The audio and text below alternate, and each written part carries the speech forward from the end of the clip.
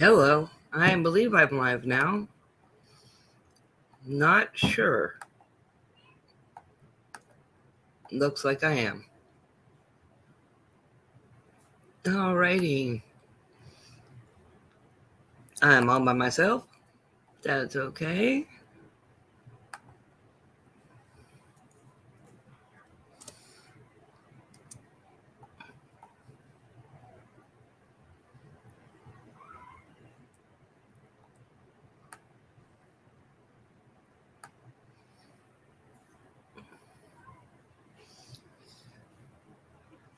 Alrighty. Yay. Here I am.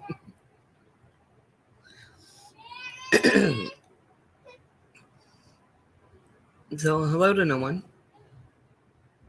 Or anyone.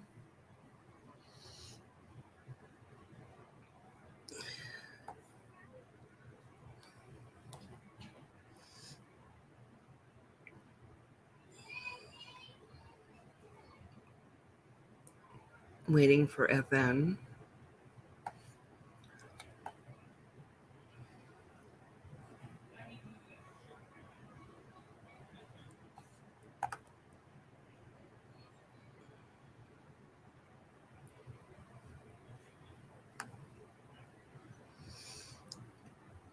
Alrighty. This is embarrassing so far. Awesome.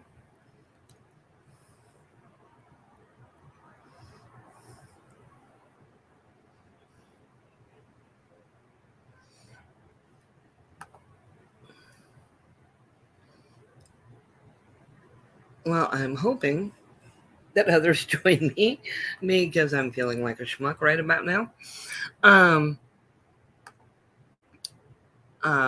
Yeah, here I am.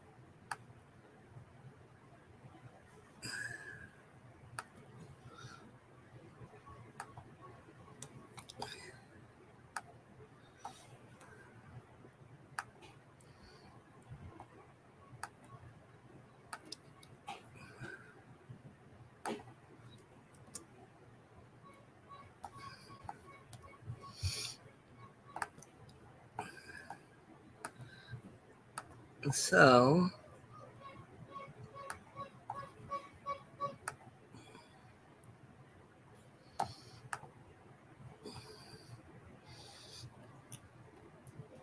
yep, this is going swimmingly.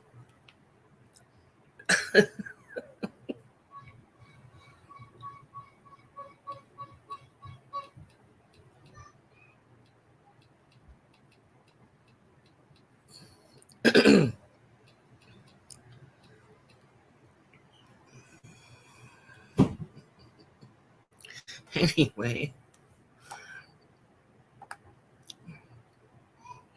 to all nobody who's watching, hi.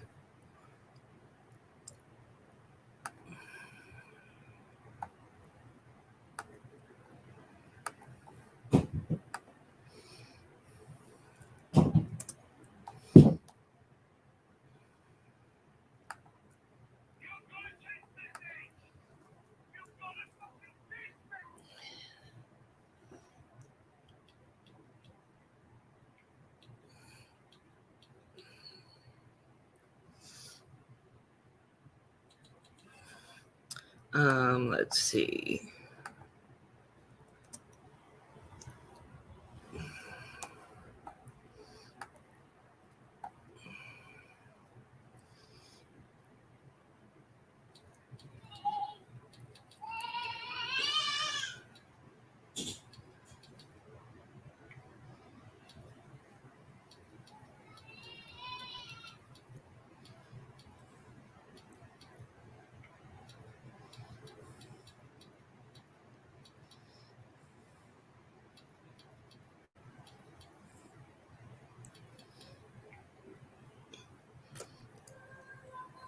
Well, a lot of dead air. This is great.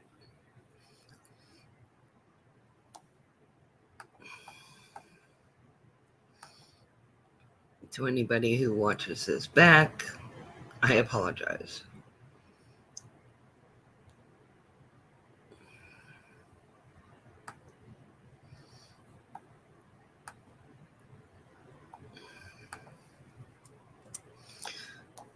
as I'm trying to gather poor innocent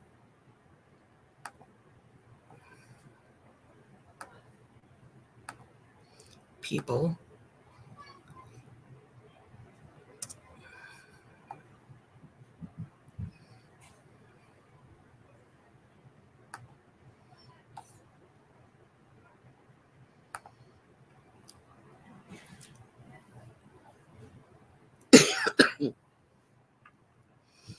Alrighty. I'm feeling like a complete idiot. It's awesome.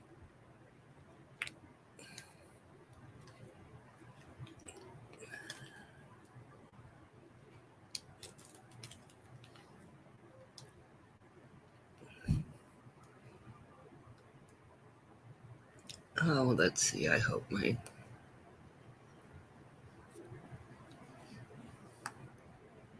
my stream is.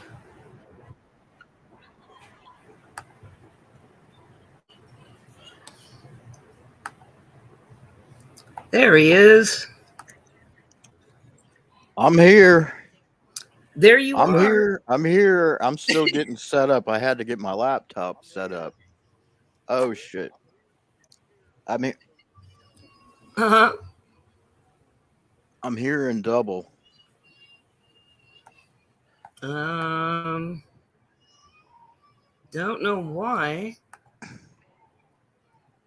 I'm not hearing double. Well, maybe it's on my end, but I don't think so.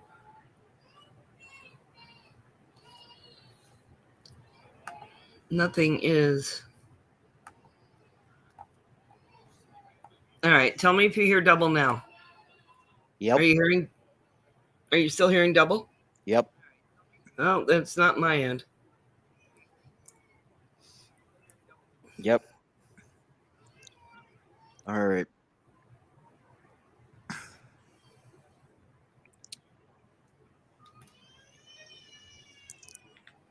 There's a whole two of us watching. I text Logan. I text Jerry. I I started slamming it into Discord.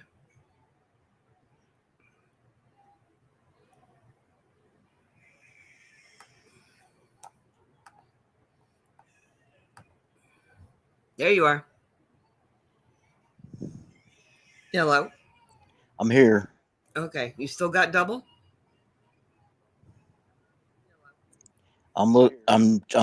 Yeah, I still got double.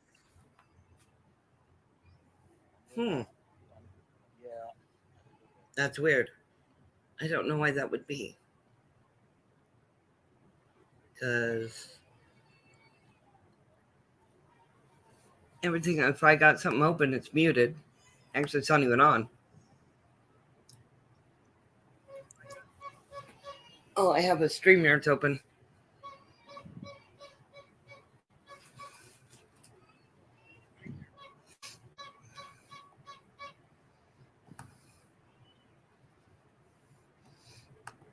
Do you have it on YouTube and haven't muted it?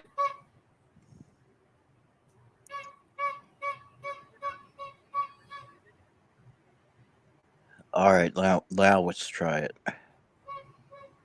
Better? Yes. There we go. I had a second window open. That's what it was. This sneaky second window. Yep. You gotta watch those damn things. I had opened up the window to get to your page, to get to the StreamYard link, and then it opened in a new window, but left the YouTube window open, and I didn't notice that. So I figured it out. Yay! So it's just the two of us here watching, huh? I know this is kind of sad, isn't it? Oh, nah. I mean, I tried. I also got to figure out how to make you my,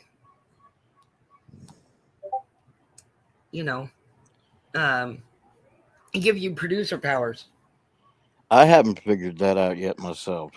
I think it's done in YouTube Studio. I I know think. how to make you the moderator, and you are. Yeah. Same with you, I do believe. Actually, do me a favor. Do you still have the YouTube window open? I have it on my phone now. All right. So I'm going to put up a test message. Let's see. Oh, Yep, we just. I come up as moderator. Yep. Let's see something here. All right, I gotta figure out how to. Gosh darn it! Stop it. Yeah, I'm yelling at my computer. Saying hi to everybody who's not here. Yeah. Wait. Well, Wait. in case somebody joins later. Yeah. Yeah. That would be nice. It would be nice. So, did you watch any of Chili's shit? I did not. Not since last night. You know what? I have to tell you, Uncle Artie put out a really funny video today. Uncle Artie. Okay. Yeah, he put out a really funny Chili video earlier today. It was great. I mean, it was just, what he's doing is he's making fun of Chili's paranoia, which is always a good thing to do, I think. You want to show it? Huh? You want to show it? Well, I could, I think. Let me try. Let me try. Let's see. I don't think he'll worry about copyright issues on that one. I don't think so. I don't think he'll. I seriously don't think he'll strike me. Let me go here and there. Stop watching my own.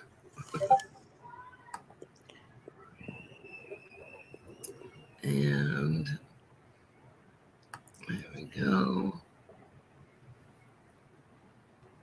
Oh, I can share screen too, so. Yep. All right, let's see if I can do this shit. It's amazing what it can do now that I've got the laptop. Yes, laptops make things a lot easier. Because my first 2 or 3 streams I did on my cell phone. And I wasn't using a headset. I wasn't using anything other than the speakerphone on the cell phone. Yeah. I wish I had my upper partial, but again, all week, no word from the dentist on the new partial. You can't tell. I can feel it, like I'm like lisping a little bit. So, yeah. But it's like my 2 front teeth are it's more like 3 front teeth are missing, so I can't make certain sounds. But I also have a cigar in my mouth, so I'm going.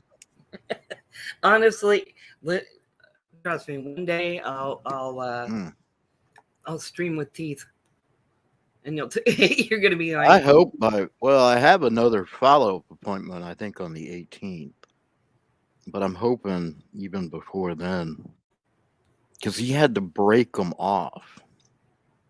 To make the molds for the new ones, he used the old ones as like a template, and then he filled it with that stuff that hardens. Yeah. And they're supposed to pull it off before it really solidifies. Well, he didn't tell the dental assistant to pull them off at a certain time, so she just kind of let them go. And they hardened all the way, and they hardened all the way around the metal pins that come sticking out of my gums, so that they hardened into the partial I already had, and they hardened into the metal pin that kind of holds them all in place, and everything just turned into a rock. Yeah. He ended up chiseling them off, and he used what I would describe as a small automotive style dent puller, I mean, literally, he was using one of those dent puller hammers to pull it off, and it was yanking my head all over the place. I ended up with a sore neck out of it. It was an ordeal. That And sounds horrifying. I hate it that. was because I instantly realized, oh, this didn't go the way he had planned. He's Right. trying not to show that he's in a panic, that this is now hardened Hey, look, around everything. we got someone else. Hey, Hey, Andesito, how are you? Glad you're here. Yay, we got another one. If you want to come actually, up. looks like we got 4 in the chat. Yeah, I'm seeing that too because, well, let me see something here. Let me see something. Wait, where's my remote? But we're going to watch a video, so we do have a plan. Yeah, we do. Sort of. Sort of. Well, this It's a was plan. kind of a, well, what the hell? It's nobody else streaming tonight. Let's jump on. Yeah. Andesito, the StreamYard's link is in there if you want to join us, of course. And let me. Birthday brisket. Yeah, right? Wow. Let's see. Lucky guy.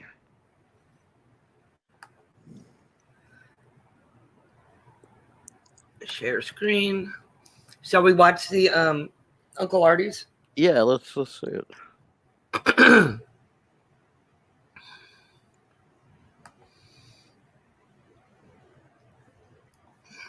Window.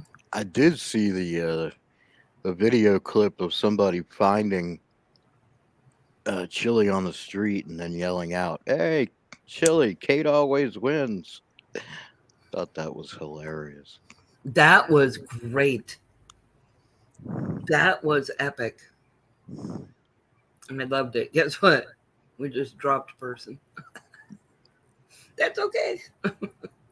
Anyway, since you haven't seen it. Yeah, no, I haven't seen it. Hey, what we got going here? Okay, so you can see that. Yes. Hey, I'm doing something right. I'm so proud. Oh, wait. I hope to hell it did share sound. 10 hours to cook, but you can cut it with a soft flour tortilla. Oh, man, that sounds so good. That sounds so good. All right, let me see if I can do this here. Do we have any sound? Oops, nope. Daily affirmations from your host, Can you hear it? Chili Yeah, Con Con I hear it. Artist. My van was stolen. Who do you think stole it? The reason it's 180 is because I constantly have to watch my back, carry a gun. My van was stolen. Who do you think stole it? Who do you think stole my van? I mean, really, who do you think stole my van? And then that woman is on her channel defaming me right now by inferring. She's inferring that my van was repossessed and it wasn't stolen. That dumb bitch doesn't understand. That is defamation. That's defamation. You can't do that. That's you not can't defamation, infer. Oh, is that what they did? right? Is that what they did? They thought they'd pipe music into the sheriff's office? Well, I'll be filing a motion about that, won't I? And what I'll do is I'll sue them.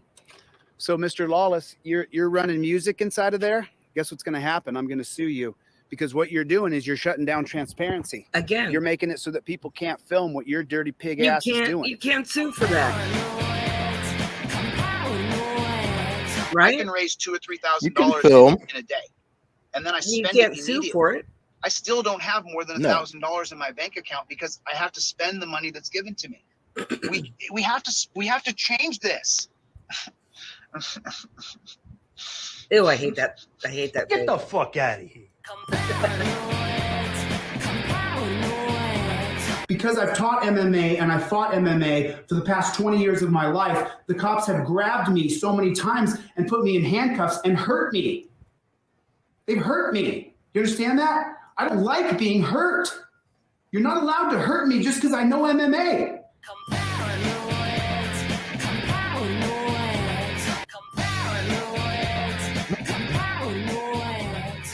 You know, there's so many people saying so many things, but no proof of anything that I've ever wronged anybody at all.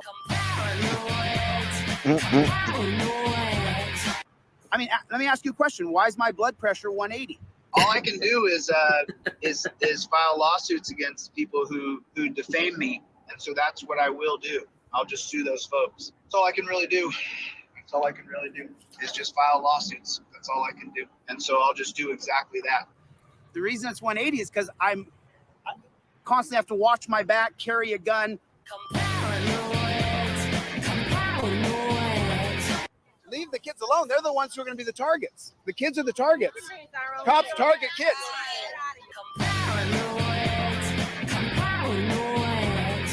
They make a living based on you doing something, and then they're sucking on you like a parasite. This is so gross. Oh, I know about this, that he did this, and I know that he did this, and I know that he did this. I don't care what I did. I'm evil. I'm twisted. The more you talk about me, the more I'm grateful. You're just a parasite, though, you know? Don't, you know. Oh, is that right? Listen. Whoop, whoop, whoop, whoop, whoop. Whoop, whoop, whoop, whoop, whoop. Go with God, my friend. Go with God or burn in hell. Just kidding. Okay. Haters are parasites. They need to. So gross. They need to just give him one of those. You can use this in your video. He made a sucking sound. He made this sucking sound and he grabbed his neck. Take that little clip and run it over and over and over. Be so funny. You're so funny. You're a loser. You're a loser, dude. You're a loser. You're a loser. My life's in danger from the FBI and the DEA. My life is not in danger from thugs on the street. They're still getting murdered in the street on camera and nothing's happening. Oh, this because we part's have great. laws in place that allow the police to kill people without any charges. And that law is called Terry versus Ohio. I will give my life for it, and they'll take it. They're going to kill me. But I thought you said your life was in danger. They're going to kill me, Larry. It's not going to be some dumb motherfucker on TikTok. It's going to be the CIA. That's who's going to kill me, Larry. They're listening to me now. They're listening to you now. The paranoia is They're outrageous. going to kill me, Larry. Fuck, are you not listening? I'm sacrificing my life. You're going to read that I die one day. But that I'm see the killed. thing, like They're gonna kill 10 me. minutes ago, you said these motherfuckers ain't gonna kill me. People don't kill people for no reason over an argument.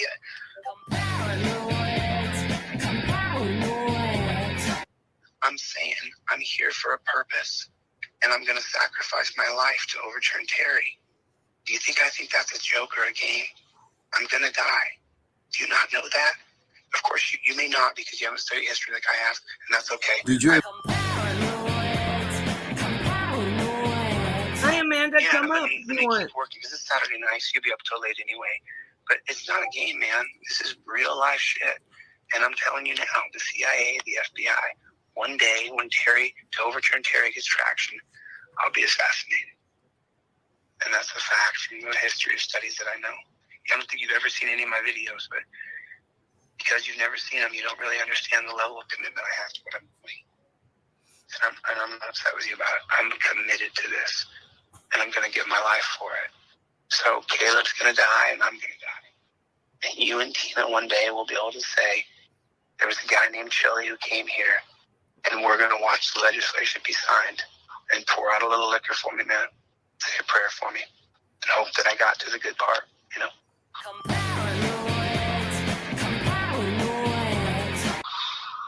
But it's 100%, Larry. History tells you it's no lie, and it always repeats. Anybody who changes American Constitution dies. All of them. Not one lives. Not one. I knew that when I took this on. Everybody. So I accept that. The people who are my inner circle, and I'm trying to bring you into it, I have an inner circle of 50 people who are diehard. I can call anytime I need. They'll send me money. They'll send me food. They'll send me a ticket. They'll give me a place to hide. There's going to be a time I have to surrender and run and go live my life and hide. And then in a couple of years, and you get this from the 48 laws of power. Know when to surrender. And that doesn't mean you're giving up forever. That means the king has to go in exile, because if he doesn't, he'll have his head chopped off. I don't want to be a martyr, but history tells me that any person who changes the Constitution dies. And this changes the Constitution.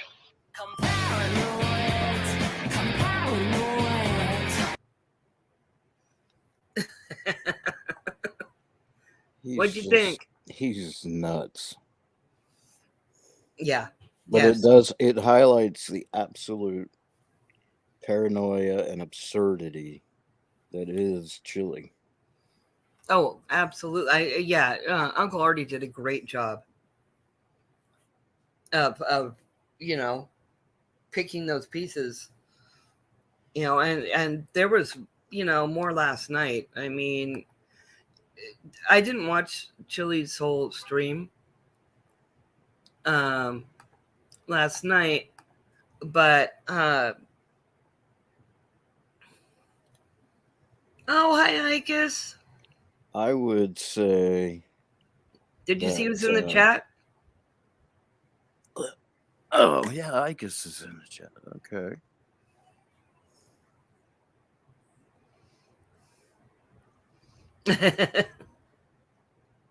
Dr. Jekyll and Mr. Bipolar. That's awesome.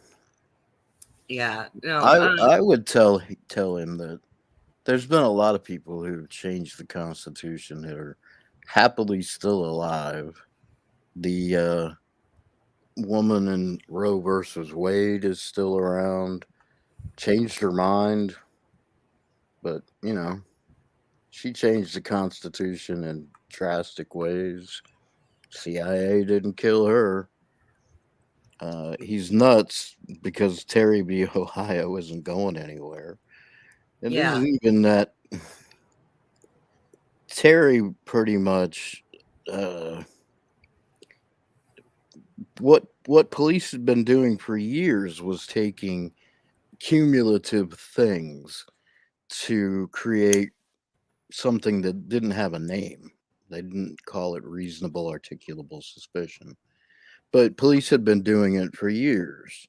And Terry, what they did. They observed them walking around. They would look into the window, point at things, come back, whisper to each other. The way they had their hands in their pockets, that it made it look like they had something that resembled a gun in their pocket. And they take all of these little things, any one of those wouldn't be enough to stop somebody. But when you take 2 or 3 of those things, you get reasonable articulable suspicion, which is a step less than probable cause. But reasonable articulable suspicion is enough to investigate further. And truth is that police just have to be able to state what their articulable suspicion was in court. That's the only place it matters. They don't have to tell you on the street what drew their attention to you. That's going to be a question that a prosecutor's going to ask. And you've probably heard it in traffic court, because it's an essential element in every prosecution. You'll hear the prosecutor say, or even the police officer just straight up testify if there's no prosecutor. They'll say, I was running radar on the street when the defendant's vehicle came through my radar beam doing 45 and a 30. That drew my attention to the vehicle because it set my radar gun off, and that I then initiated a traffic stop. If I'm a prosecutor, then I might, let's say I was doing a DUI case. I would ask the officer, what's his job? He'll say, I was a police officer. Were you so employed on whatever date the infraction occurred? He'd say yes. And then I would say, well, what drew your attention to the defendant? Well, I noticed his vehicle. It was swerving in and out of the lane. It was failing to maintain a constant speed. He was going 15 below the speed limit. He ignored the stop sign at Elm and Main. So I initiated a traffic stop. All right. And that point, you approached the vehicle? I did. What did you notice about the defendant when you approached the vehicle? And that's when they would say, well, I noticed that he had a strong odor of alcoholic beverage emanating from the inside passenger compartment area. His eyes were bloodshot and glassy. His speech was slurred. So I asked him if he had been drinking that night. And I tell you, when I was DUI prosecutor for 2 years. I did it every day. The answer is, when the police officer says, "Have you been drinking tonight?" Person will always say, "Yes, I've had two beers 2 hours ago." 2 hours ago is the almost automatic response. And at that point, they'll say, "Okay, well, I have a suspicion that you've been drinking tonight. Will you step out of the vehicle and perform some field sobriety tests?" And at that point, they're gathering through investigation enough for probable cause for the arrest. Chili fails to understand that probable cause doesn't exist the minute you walk up to somebody, but reasonable articulable suspicion has to, and that those can be 2 or 3 small things that the officer notices. Like in Terry, I know there's no one thing that would be enough. Just them walking around in front of a store, that could easily be explained by shopping. Right. But the fact that they would then go off and confer with each other while they had their hands jammed in their pockets in such a way that it appeared that they were, double checking and always feeling, make sure that gun was still there. When they add those 2 or 3 things together, then they have reasonable articulable suspicion to come up and ask you what you're doing and pat you down for weapons and officer safety. At which point, in Terry, they discovered the gun, and now you've got probable cause for the arrest. So he doesn't understand how that works, and he doesn't understand that the only place that reasonable articulable suspicion matters is when it comes to court, and the prosecutor is going to elicit what made you draw your attention to Mr. Terry. Well, I noticed him walking around like he's, casing the place, trying to identify where the security cameras are. I noticed him looking at the most expensive items in the window. He then went back to his compatriots, and they conferred and whispered to each other. Then I noticed that he had put his hands in his pocket, but his pocket seemed to bulge in such a way that it appeared that he might have a weapon. And there are certain physical things that people with guns in their pockets tend to do, even subconsciously. You'll see them a lot of times just kind of reach their hand down and tug the pocket just to make sure the gun is still there. Hey, look, we got someone else. Yeah, I see Jerry's here, but these are subconscious. Hey, man, how you doing, bud? I'm all right. We're going through some of the stuff. Well, some of the things I'm doing a video about right now. All right, man. I'm sorry I interrupted you, man. I haven't heard your voice in such a long time. It has been a while. I haven't been really much on being around YouTube the last couple of days. It just gets to be overwhelming after a while. I get it, man. I get it. I just I've been like, where's my buddy FN, man? I've been debating on full stream and stuff like that. I want you to give me your takes on them and stuff like that. There's a limit to the number of subscriptions you can have, and I have reached my the limit is 500. And so I actually, to subscribe to new people, I have to go in and delete some subscriptions. And so at this point, my subscriptions are all frauditors, courtrooms, or anti-frauditors. So hey, you guys, we're going to add someone else now. Oh, cool. the one and got? the only commentator auditor. Oh, excellent. Yay! Yay. Hey, everybody. Hey, how you doing? I'm good, except I got called in for an overnight shift. Well, that sucks. Oh, fun. But more money, right? Oh, more we air. got it, and we got someone else, y'all. We have Norfolk Southern Pokey. Pokey's here. Hey, Pokey. Hello. Hey. Hey, can you hear me? Yeah, we Yeah. hear Okay. And wait, one more, y'all. Here is the beautiful Amanda J.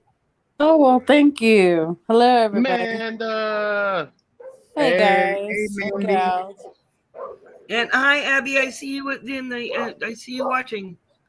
How you doing, Abby? So, wow. Tyson, be quiet.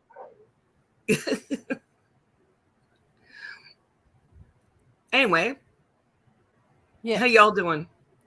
Good. I was going back and rereading the chat. Well, I see. I've been a busy boy, people. I've been out there doing debates and whatnot.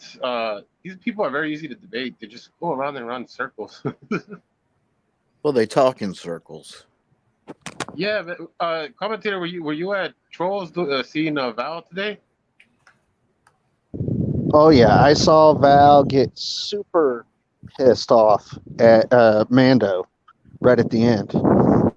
I haven't seen it yet. What was he getting them at? The truth. Yeah, it was literally a fact. Val Venus got pulled over by a county sheriff's deputy within the city limits of a town in California, and they didn't have a contract to enforce any laws inside the city limits, and his case got dropped because of jurisdiction.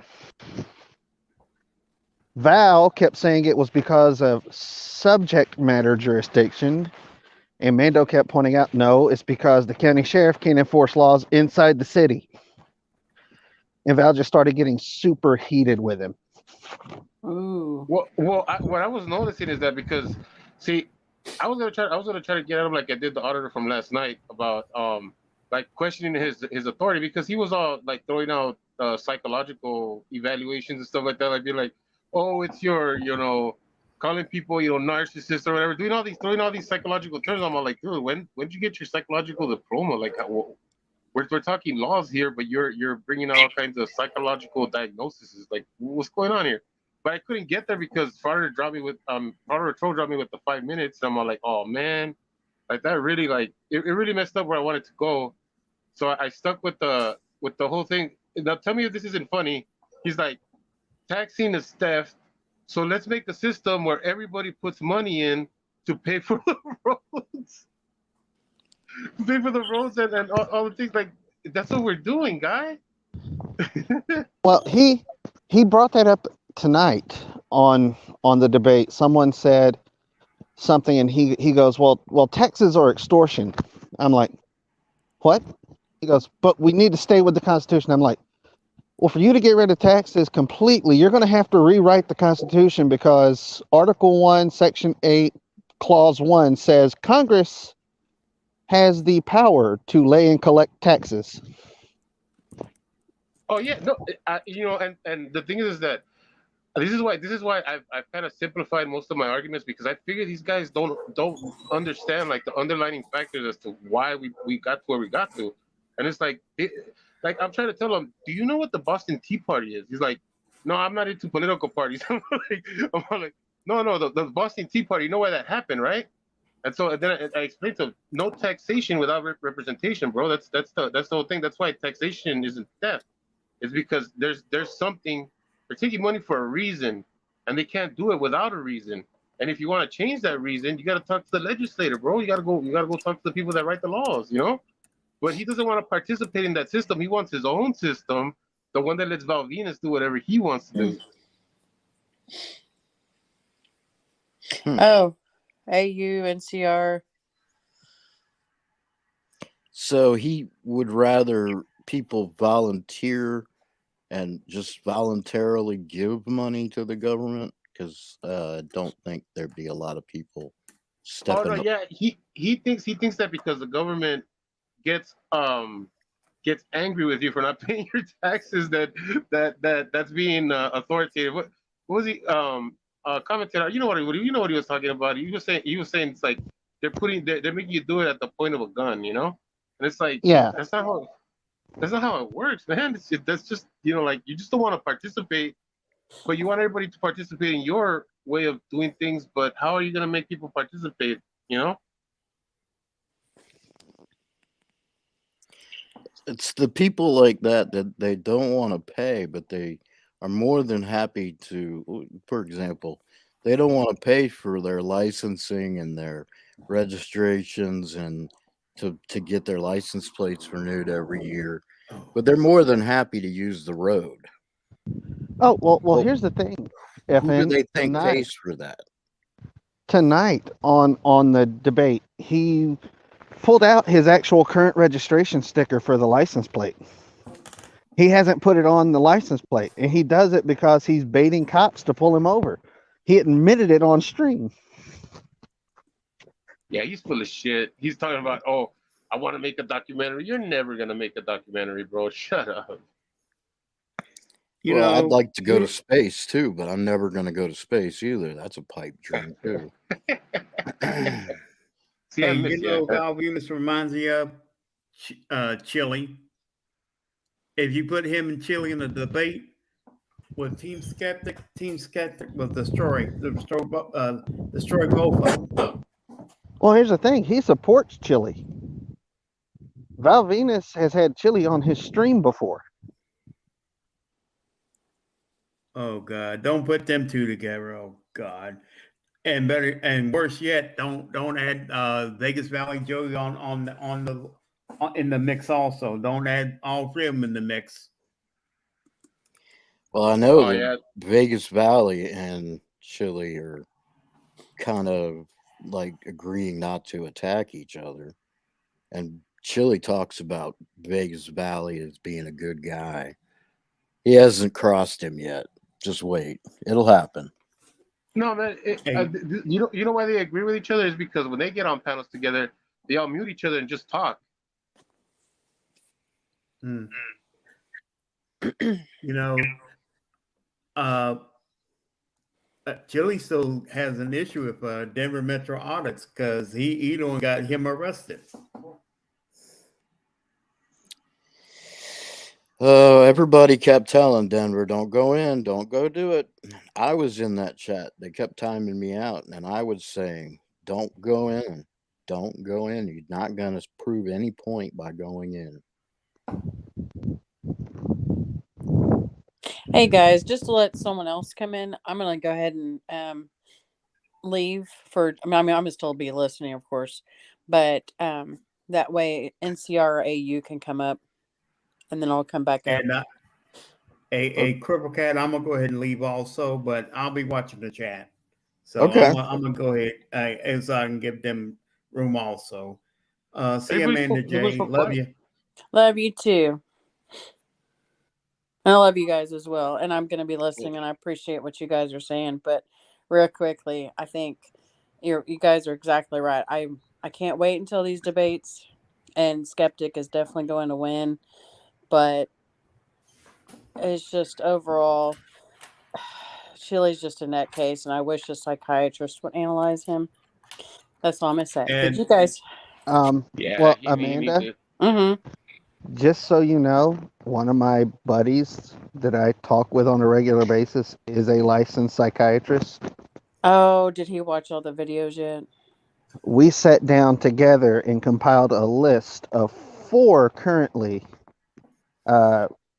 He matches all the traits for at least 4 mental health disorders. We knew it. We Yeah. knew it. I I believe that. In one of my videos, I talk about one of my fraternity brothers who is Thank you, sir. A doctor of psychiatry, and he was watching some of the videos for me, and diagnosing him as well. But he definitely says narcissistic personality disorder is he's got every single one of them. But Yeah. there's like 9 symptoms, and Chili has 9 of the 9, and it's like that's so uncommon. Usually it's like 7 of the 9, but no, he's got all 9. I Oh, believe yeah. that. Yeah, no, the one Hey, that Corcoran. I've been talking to, he was narcissistic personality disorder was the first one that popped, and then the next thing we know, paranoid personality disorder, schizophrenia, and I forget what the fourth one was, but I've got it on my Discord server. I Yeah, wrote it all down. I would definitely say he's got schizoaffective disorder, which is in the schizophrenic family, but is not full blown schizophrenia. But it's schizoaffective disorder, I think is what it's called, Mm-hmm. and it's like a lower grade of schizophrenia. That would explain his paranoia, wouldn't it? Yeah, I would definitely say Chili has some form of bipolar disorder with manic tendencies or episodes. oh, definitely, yeah, that too. You see that Corcoran. in like when he in one of the sections of clip that Uncle Artie used, where he just starts lying and go with God and singing it, Yeah. where he's like in a manic high, and then you'll see him a day later and he's all sedate and all mellowed out and That's depressed. where I get that from.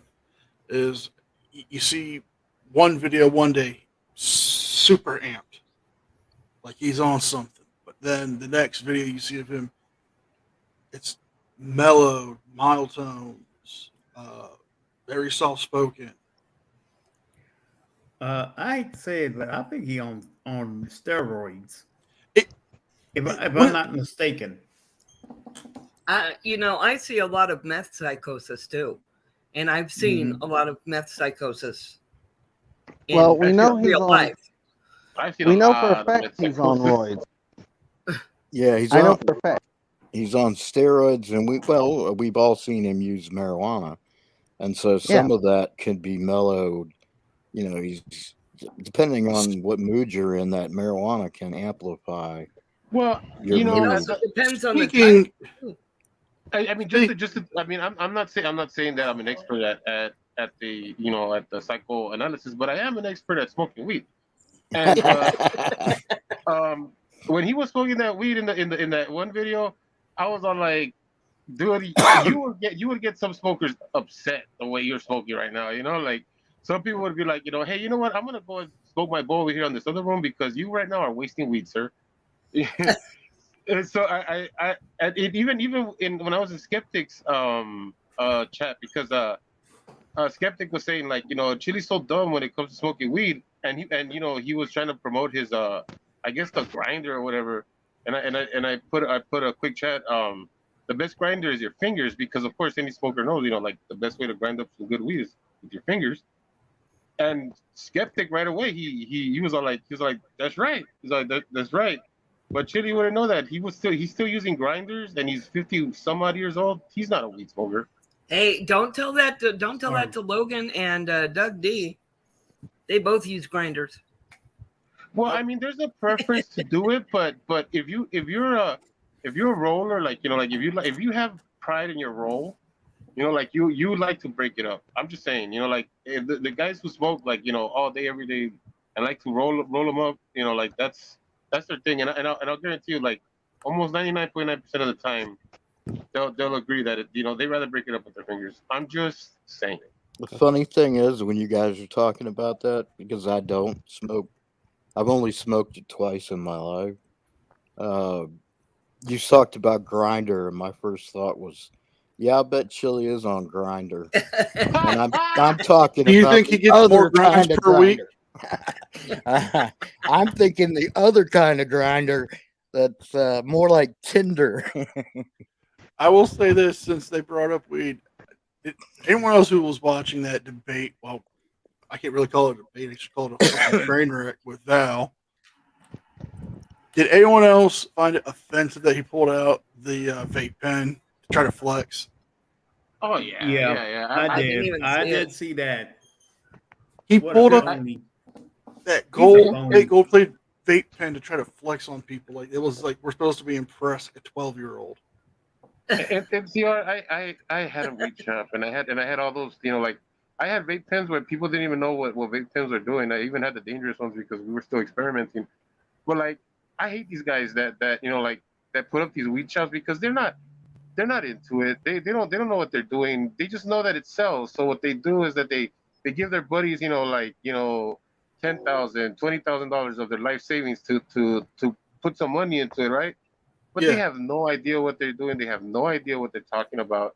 And when it comes down to it, if say like they told them to run the shop, they'd run it to the ground in like a day or two, you know, because there's so much to it. People think it's just like, oh yeah, we're supposed to weed. It is a difficult job to run. You want to hear shop. something funny, Jerry? Yeah, go ahead. You know what Val would tell guys to call him when he started his vape lounge? He would tell them to call him Captain Cannabis. Oh my god! A 12-year-old does that bullshit. Right? Yeah, dude. You know what? To be honest with you, when I was running my shop, I wouldn't tell people that I was the manager. I wouldn't tell them. Nobody knew. They thought I was just a regular employee. Because if people knew, oh boy, all of the oh hey man, you know I got some over here, and would you move this stuff, and you know like what about, you know what I mean? It gets so like I after I moved my shop the first time, I never told people I was the manager. Only if they were going to get a job with me, but even then I wouldn't get locals. Hey Jerry, sorry to cut you off, buddy, but Cripple Cat, I'm gonna go ahead and leave and let AU come in. Yeah, AU disappeared. He's no longer backstage. Well, Yeah. well. Anyway, Who's I gotta go, guys, and All I love right. my Well, brothers and thank you. sister. Thank I you love so you much guys. for being here. Love you too, Pokey. But Oh, I man, love. mean, I'm not. Don't get me wrong. I'm not like. I'm not saying, "Oh, you're not cool for using a grinder." You could use a grinder. I mean, the more, you know, like do whatever you need to get your weed. What I'm saying is that Bill. I was gonna say another name, but Chili was making it seem like, oh, it's the cool kids thing to have a grinder that's made out of gold. You know, that you know, like that's what that was about. It wasn't really about the grinder itself. It's just that he made it seem like, oh, all the cool kids get the grinders. You know, it's like you sound like an old man who just figured out how to smoke weed, dude. Stop it. Yeah, the only people I know who use grinders who are older usually have arthritis, Right. or they just buy these big, nugs, and they just don't have. They just want to sit at their table and just grind it out and just have it packed up for the week. I get it. It's convenient. There was an older man that had arthritis that would come to my shop all the time, and I would have most of the girls roll his stuff for him. Most of the time, he would just leave with joints and blunts. You know, like he never would leave with like containers because he just wanted to have them ready to smoke. But I found these little rollers because I don't know if you guys seen them. There's joint rollers. You guys ever seen those? The little paper joint rollers? No. Anybody else? No. I've seen the cigarette rollers, but I've never seen the joint ones. Well, I mean, there's cigarette rollers. I call them joint rollers. You know, potato.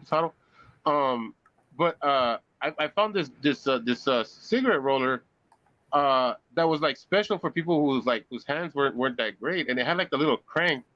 And he was the happiest man in the world when I found that one for him, because it's like it worked the same way. All you had to do was just move this little crank, put your paper, put the weed in, move the little crank, and you'd get these little joints just coming out. I was like, yeah, you like that? I had a friend back when I was working in a steakhouse, and he would roll his own cigarettes, and he would buy the cartridges, and he had this roller where all you would have to do is put the tobacco into it, put the cartridge in, pull it back, and it would just load it like a regular cigarette. It was tight as hell too. So I seen those, but those mostly work for tobacco because I think tobacco has to be packed in tighter than weed. I mean, you have to kind of give it. I got an overload of people waiting backstage again.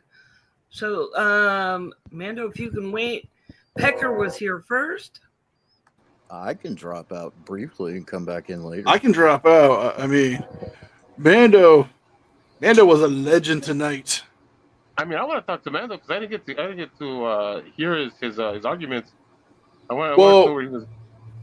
Nobody got to make an argument really with Val. I mean, he was not letting us make anything.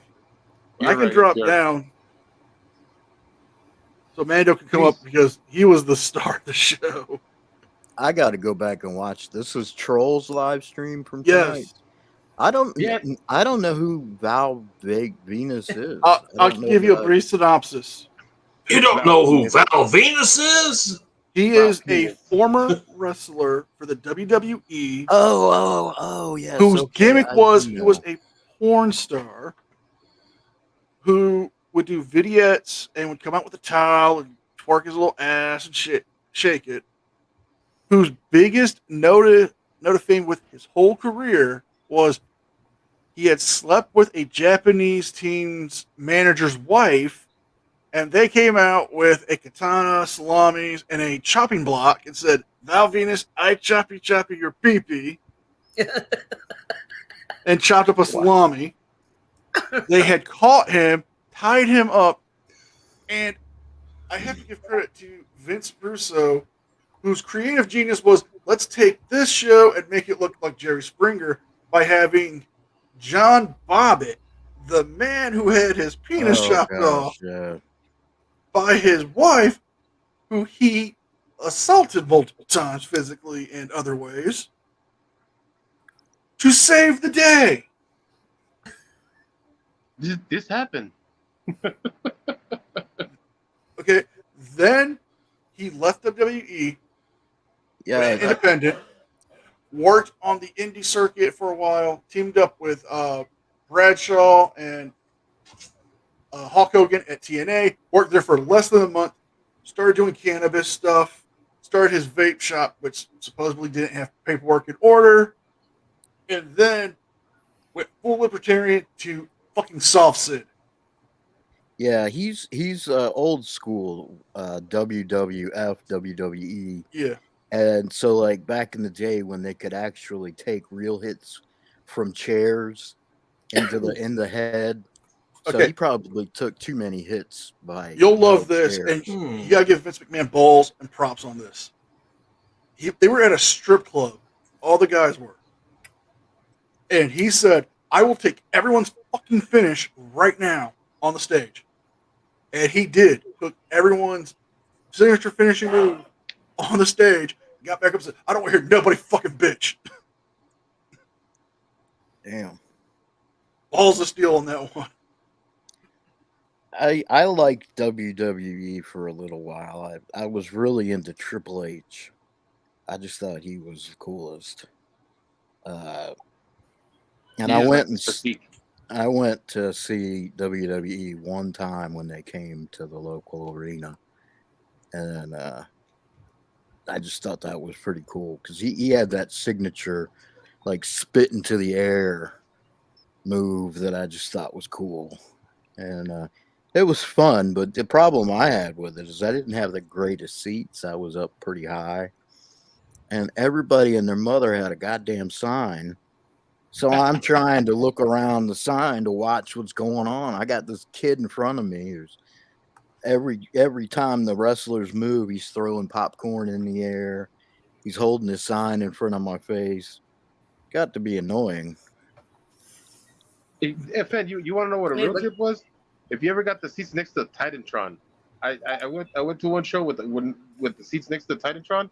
That sucked so bad. I couldn't see nothing in the ring. All I would see was entrance music, and maybe once in a while I could see the wrestlers in the background and stuff like that. But that was the biggest jip.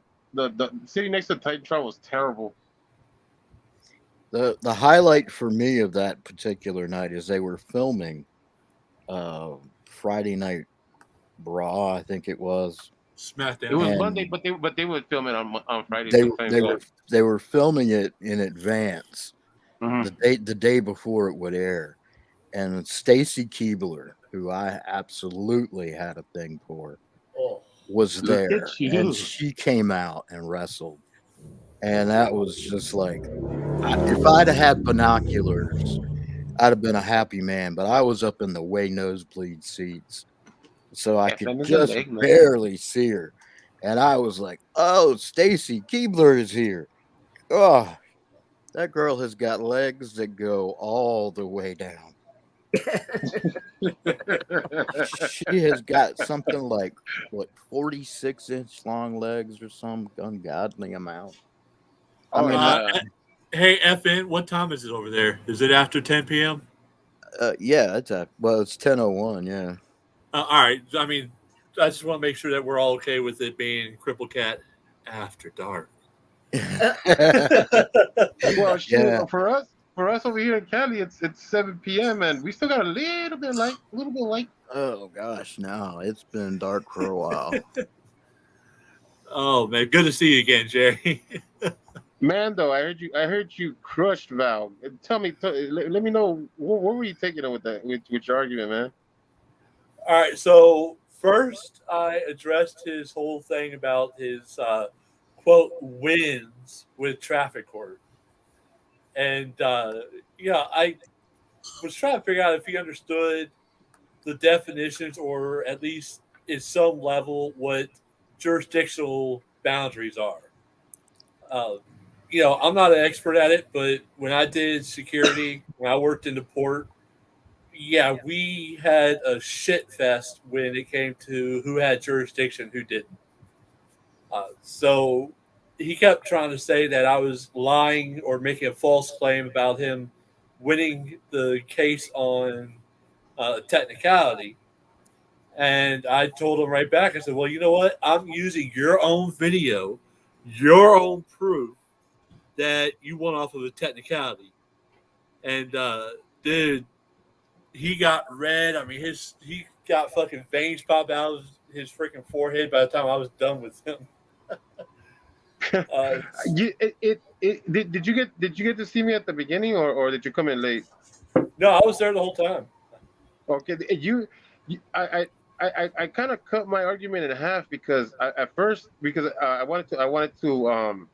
wanted to go after his appeal to authority, because you know how he kept throwing the psychological diagnosis out there. I just wanted to ask him, like, where'd you get your psychology degree?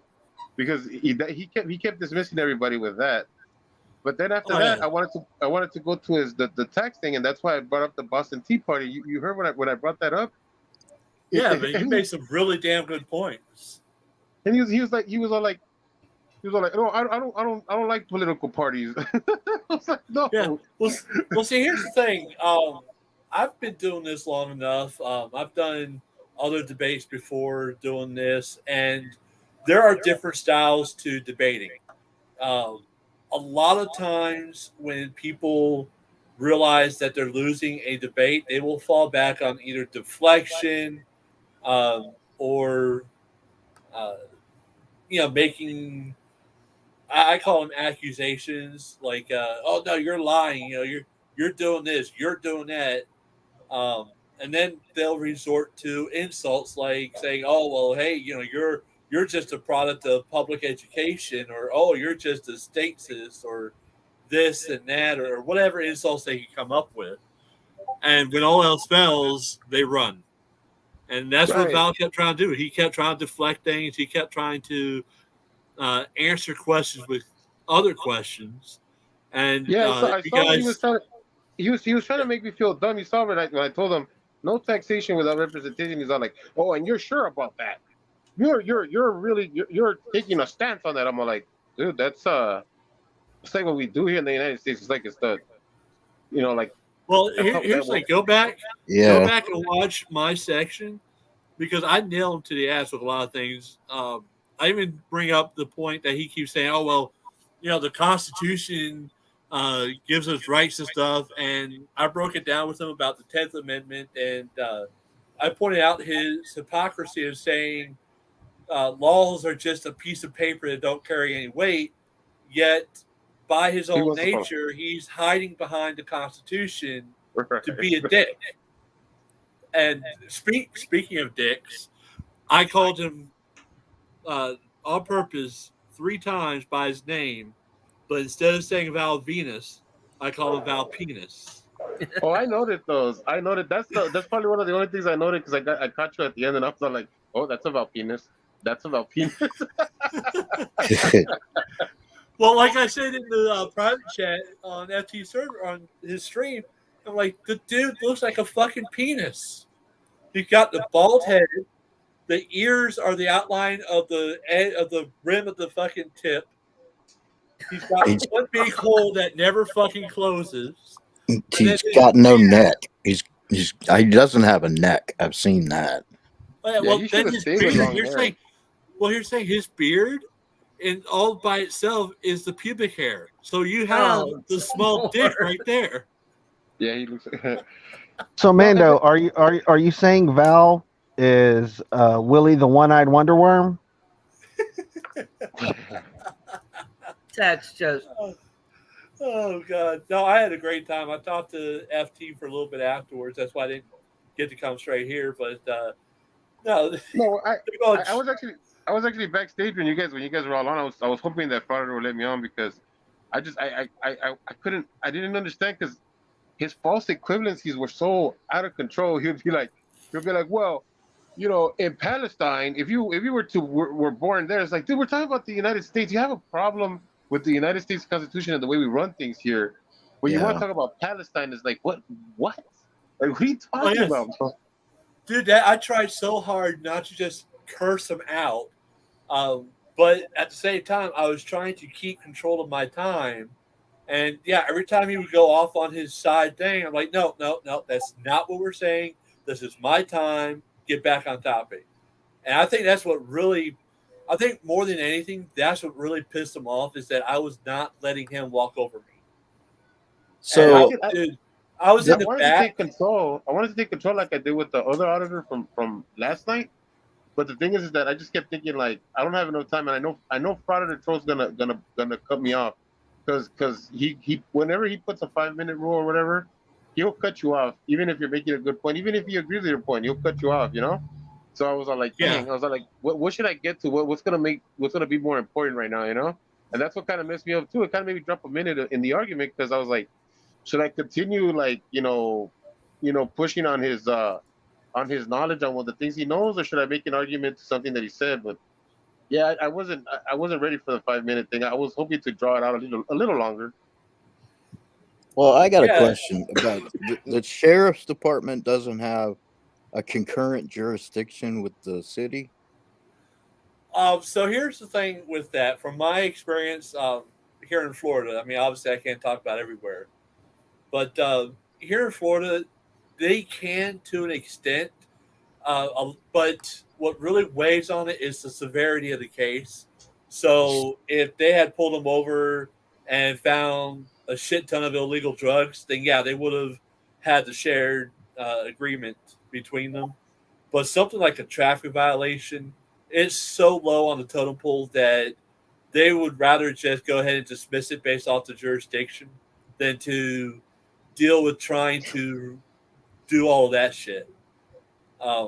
Because I've had a case that I had to show up for where I'm trying to think how to keep it kind of vague. Essentially, we had an officer involved fight that occurred, and the fight started on the city's PD jurisdiction, and our officer retreated to another one of our properties, which was in county's jurisdiction.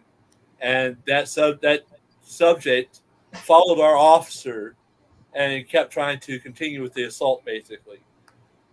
So, yeah, in that situation, they did go with the whole shared joint jurisdiction contract or agreement that they have. Because in the state of Florida, if you attack a security officer who's uniformed and on the clock or in commission of their duty, then that is put on the same pedestal as attacking a law enforcement officer. Yeah, because hell, I've won and lost cases as a prosecutor because of the jurisdiction crisscrossing. But in the city that I prosecuted in, we have so many other law enforcement bodies. There's two major universities that have police departments. There's an airport that has a police department. There's a port that has a police department. And they all have an agreement to have enforcement within 1 mile of their respective location. So like the university police can go 1 mile off of campus and still have jurisdiction. But of course, there's also the pursuit rule. I won a DUI case where the officer was sitting, he was actually inspecting a boat ramp right at the city line, and the drunk driver came through and crossed over into the next city, and he followed him like a block and a half and stopped him on the other side in the other city. And when I got that one, I won that. In another case, a city police officer from another city happened to be in my city when somebody committed a crime. He stopped the person not in his own city, and the judge said, nah, was driving on the shoulder of a highway, and I don't think the judge really wanted to deal with it. So he just let it go for jurisdictional reasons. But also I've because there was noticed. no pursuit. The pursuit seemed to be the big deciding factor. The one officer that moved into the other city to get the DUI, he was actually pursuing the guy into the other city to stop him. But then the city police officer from another city who stopped the person in my city saw the crime occurring and stopped the person, all not within his own boundary. So the jurisdiction didn't kind of vest. So that one So I lost that case. But I swear to God, it almost sounds like you're talking about my area with the two universities, the port and shit.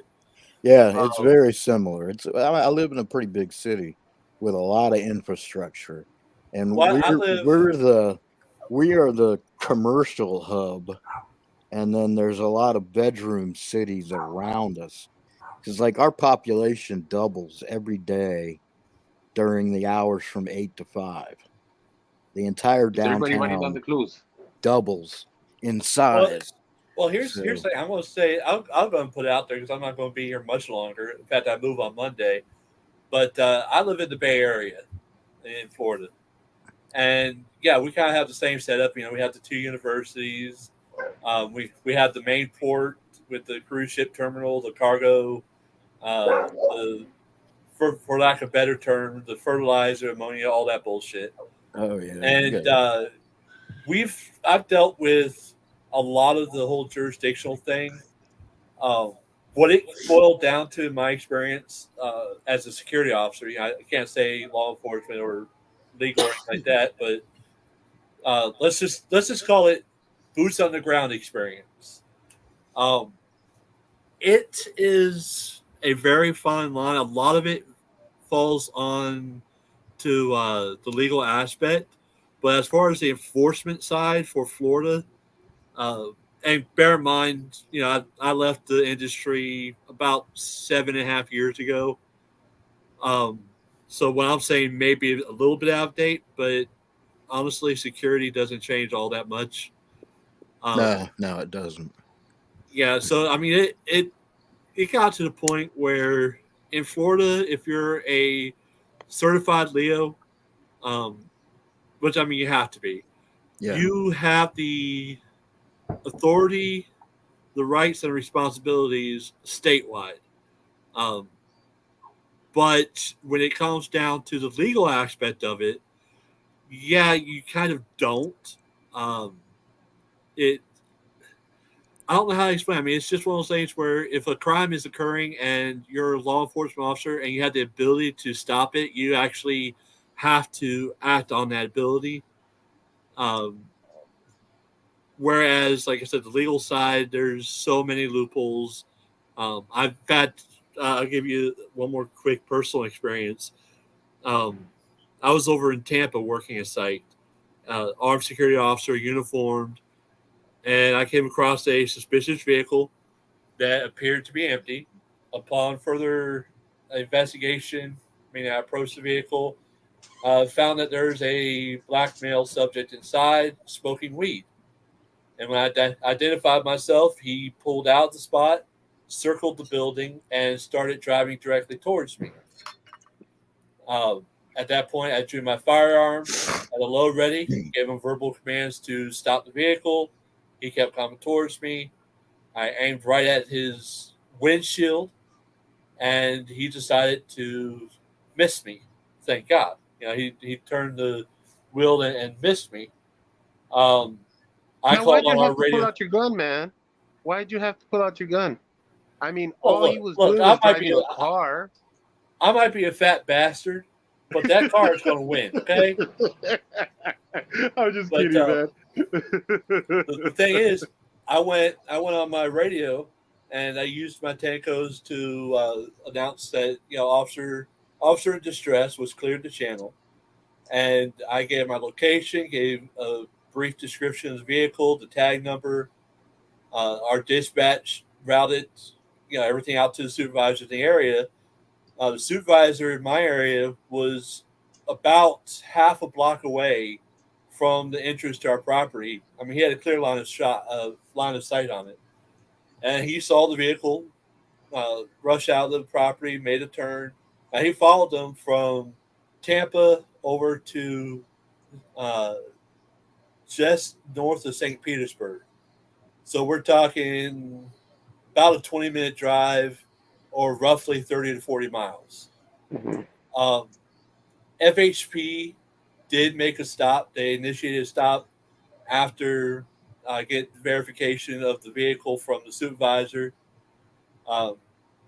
Hillsborough County Sheriff's Department came out, took my statement, and was on paper was the initiating agency. But long story short, they ended up arresting the guy because he had over 60 pounds of marijuana in the vehicle. Could you explain why he was trying to run away, huh? Oh, yeah. So we had to show up to court to explain why we initiated the call to service. And the whole time, the defense attorney kept trying to trip me up with asked me if I knew he had a vehicle or if I knew he was suspicious. And CA, I'm sure you can attest to this. Lawyers love to get you to state 100% that you know something, even if you put in a fucking report that it appeared to be or you did not know at the time. Oh yeah. I mean, they love to get. I can't stand it when it comes to the lawyers in this line of work. Oh no, dude! They love doing it because as soon as you say that you knew it, or as soon as you assert any kind of factuality to it, then they get to call into question your qualifications to make that factual statement, so that they can get the case dismissed because of that. Oh, when I used to work security at a hotel, I whenever I would get into these little fights about, how do you know and how do you know this and that, I'd be like, look, I was put in charge right there, okay? And if you guys don't like it, tell the hotel manager not to put me there anymore, okay? So if you want me here, and you want me to make these decisions, then let me make them. If not, then don't let me make them. But don't get mad when the parties keep going or stuff like that, because I really would get into it with these hotel managers, man. It was so nitpicky. They'll be like, hey, tell that room to be quiet, right? They'll be like, tell them to be quiet, but don't tell them in a mean way. It's like, huh? Well, see, with this case, the guy did end up getting convicted, but they almost got him off because they questioned the jurisdictional boundaries of Hillsborough County Sheriff's. And I'm trying to remember exactly how it played out, but basically if I remember right, they fell back onto the cross-jurisdictional agreement that they had with Tampa Police Department, the College Police Department, and Florida Highway Patrol. And Oh my since god, Florida that sounds Highway like such a Patrol, nightmare, dude. That oh, sounds like such a nightmare. it can be, man. And here's the thing, that is in the, for lack of a better term, public sector. Wait till you get into the infrastructure sector, like a port of entry or a port, an actual seaport, because then you have the county sheriff's department claiming jurisdiction. If that port has a port authority like Tampa does, they claim jurisdiction. Coast Guard claims jurisdiction, and Customs Border Protection claims jurisdiction. Wow. And God forbid if you're on one of the facilities within the city limits, because then Tampa Police Department claims jurisdiction. Wow. Hey, FN, Yeah, I'm back. you know that I you- was trying to hit mute so I could cough and not disturb anybody, and I accidentally hit leave the stream. That happens to me all the time. But FN, I had to ask you about something because Val Venus kept bringing up the private sector. Could you define the difference between the private sector and government? And can those be put together in any kind of way? Well, I'm not sure I understand the context of it, but Me neither when he was saying it, but I'm trying to figure it out. So here's the thing, Val Venus, he claims that he himself is a private sector human, and that if you're not in the capacity of a private sector human, then you're a government sector human. Now, what annoys me about that is, from my limited experience with legalese, the only time I've ever seen anything that cared about private sector or governmental sector was property rights and property lines. For example, courthouse being a government sector property versus your house being private sector property or private property. So I don't know where he pulled that out of, probably his ass. yeah, sounds like it. Well, I mean, as far as I know, the only time anything legal cares about whether it's private sector or governmental sector is when it comes to property rights and things like that. Now, I also know there's a commercial use of it in like contract law and stuff, where you have a private business contracting to a for-profit or a commercial entity, such as an actor or performer. But again, that is nothing to do with the human rights part of legal, from what I understand. I don't see where he's going with that at all. Yeah, he just kept making It's this the argument soft shit about. stuff. He kept It's making the this soft argument. shit stuff, man. It's Yeah. so the soft shits. They feel that the government is an illegal corporation. That you yourself having your name is illegal because it It's implies in all capitals and all that bullshit. Yeah. I Oh don't- yeah, exactly. that's so ridiculous. Well, the thing that was making me confused is that he kept saying we got to get government and move it into the private sector. I'm like, huh? Well, what he wants, according to him on the stream, what he wants is to replace the elected government that we have in place and put it to An elected government? Yeah, he wants to do it to a elective group of individuals to govern his anarchy world. So, in other words, he wants to replace the government with a government. Yeah, I saw that part, Mando, where he was saying like the government doesn't need to collect taxes on the roads. We can just have, a private business take care of the roads. I'm like, you use a road that a private business is taking care of, and you want to talk about having to pay money. Exactly. You're going to wind up paying a toll for using every single road, no matter where you're at.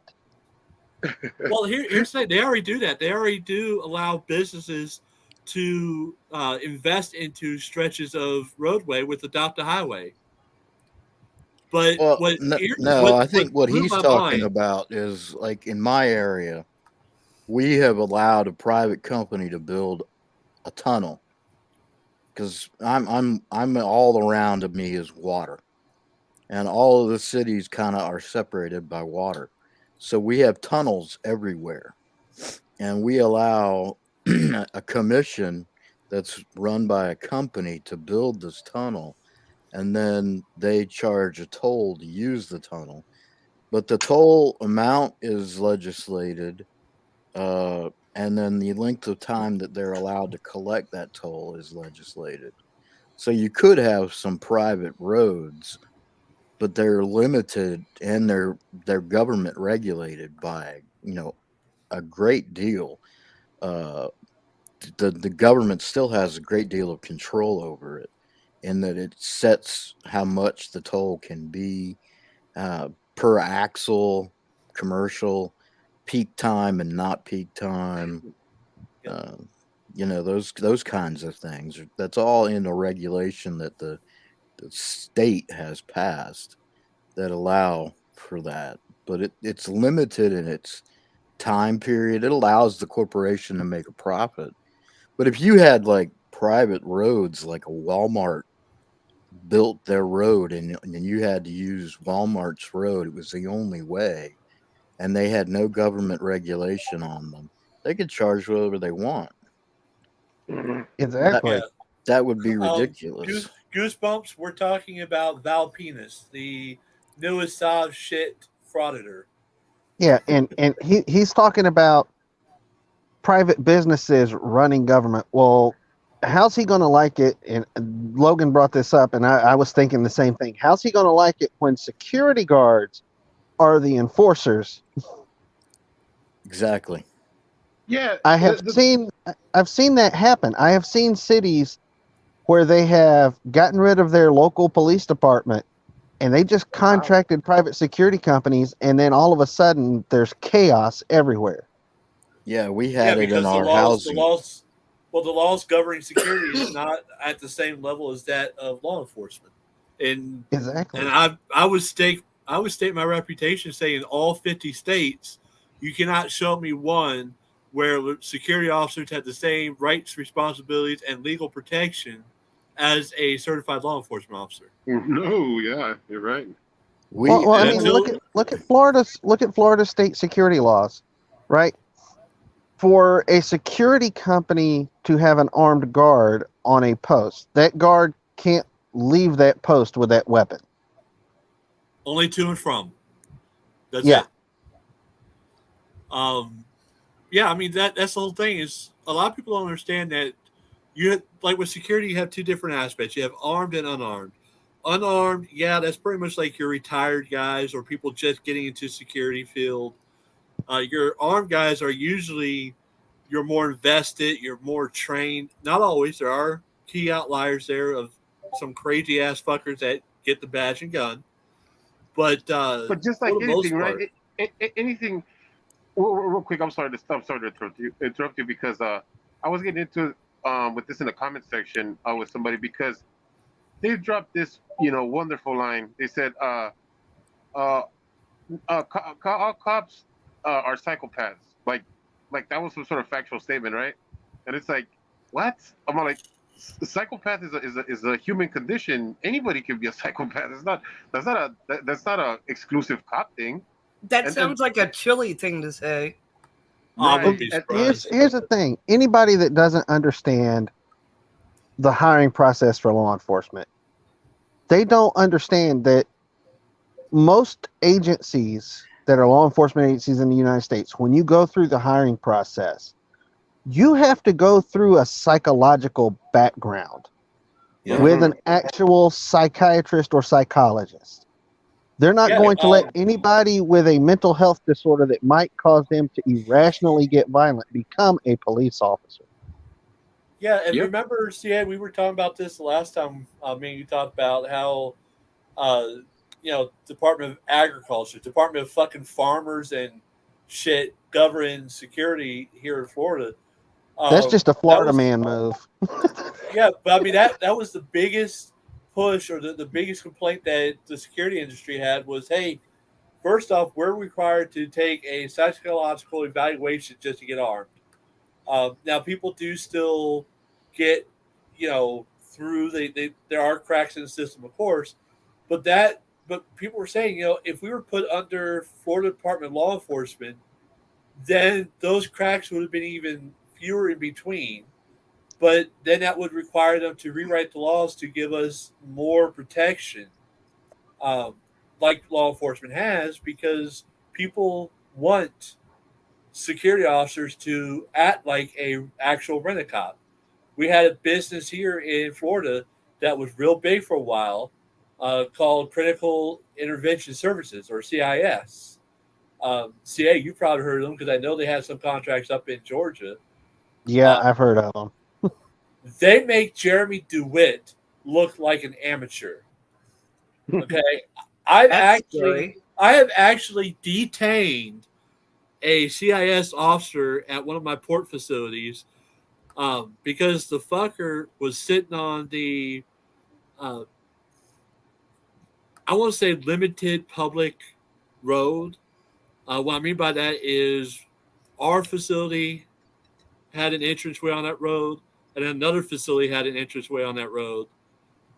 So if you had business at either one, you could access that road, but otherwise it was considered a private road.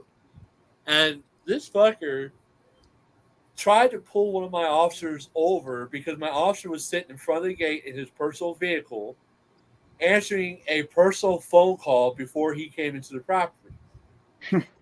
Oh yeah, yeah. No, I know CIS. I mean, they actually advertise, because I had them hit me up on Indeed because my resume's on Indeed. Yeah. They actually hit me up and say, "Look, you would make a perfect counterterrorism officer for us." And I'm like, "No." I've seen their videos. Oh, no. But No. get this. He pulls in behind my officer with his lights on and proceeds to initiate a Leo-style traffic stop. My officer calls me up on the phone and says, "Hey, you're not going to believe this stupid shit, but CIS is behind me, and he's demanding my driver's license, proof of registration, insurance, and my security licenses, as well as his agency ID." And I told him, "Fuck no, don't give him shit. I'll be right out." I pulled up behind him after I had our dispatch go to contact the sheriff's department. And, I had my dash cam running, everything. I had my body cam on. And I walk over and ask him, I said, "What are you doing with my officer?" And he gets pissed off at me, started acting like he's a cow. "You need to get off my traffic stop." This, that, and the other. I looked at him and said, "So are you telling me right now that you are officially initiating a traffic stop on a private road?" He goes, "Well, yeah, this is my scene." Not a problem. I went back, talked to the sheriff that pulled up, and he just shook his head. He goes, "Fucking CIS." Like, yeah. Hey, So what do you want? I had a asked similar him. incident with Allied. Oh, yeah. Oh, dude, don't get me started about Allied. I worked for them for a short period, and I fucking hated it. Oh, But well, see, I was working for Allied when my incident with them happened. I was working Allied back before it became Allied Universal, and when it was Allied Barton. I was a supervisor for Mall of Georgia security with Allied. And I was off duty. Me and the wife went to another mall to go watch a movie, right? And we get to the AMC theater, and we're standing there reading the sign for what movies are playing to see which one we want to go see. And another Allied Barton security guard walks up to me and starts telling me that I need to leave. And I'm like, for what? Yeah. I didn't violate any mall rules. So real quick, Logan, the CIS that we're talking about is Critical Intervention Services. It was a security company that was based out of Pinellas County in Florida. I don't know if they're still here in Florida because they had a lot of shit happen to them. In fact, my case with this traffic stop was actually cited in one of the reasons why they were no longer allowed to do business in the port, because this guy got pissed off. I asked the sheriff, I said, hey, what do you want me to do? Or what can we do? And he looked at me with a straight face and he goes, this is private property. It's your property, right? You service the main owner. I was like, well, yeah. He goes, go detain his ass because he is committing a forcible felony. So, not a problem. Walked over there, grabbed the CIS officer, put him in fucking cuffs. And I explained to him exactly that, is that, hey, you are falsely imprisoning my officer while you're attempting to portray yourself as law enforcement. I said, so you're detained until that deputy gets over here and talks to you. And and you know what? That brings up another thing that I've been wanting to talk about with, and I'm glad I have security officers here because I know this because I like I told you, I've worked security in hotels and I also work at a casino. And my favorite thing that DMA and all these other guys are doing with security officers that they meet is like, oh, you're just supposed to observe and report. You can't put your hands on me. You can't detain me. You can't arrest me. And it's like, yeah, we can. We definitely can detain you. I mean, we don't have to. We don't necessarily service the arrest. I mean, we don't book you at the jail or anything. But yeah, we can definitely detain you. We can put you in torture cuffs too if we're trained in it. So when it comes to detention, and FN, you can correct me if I'm wrong, U2CA.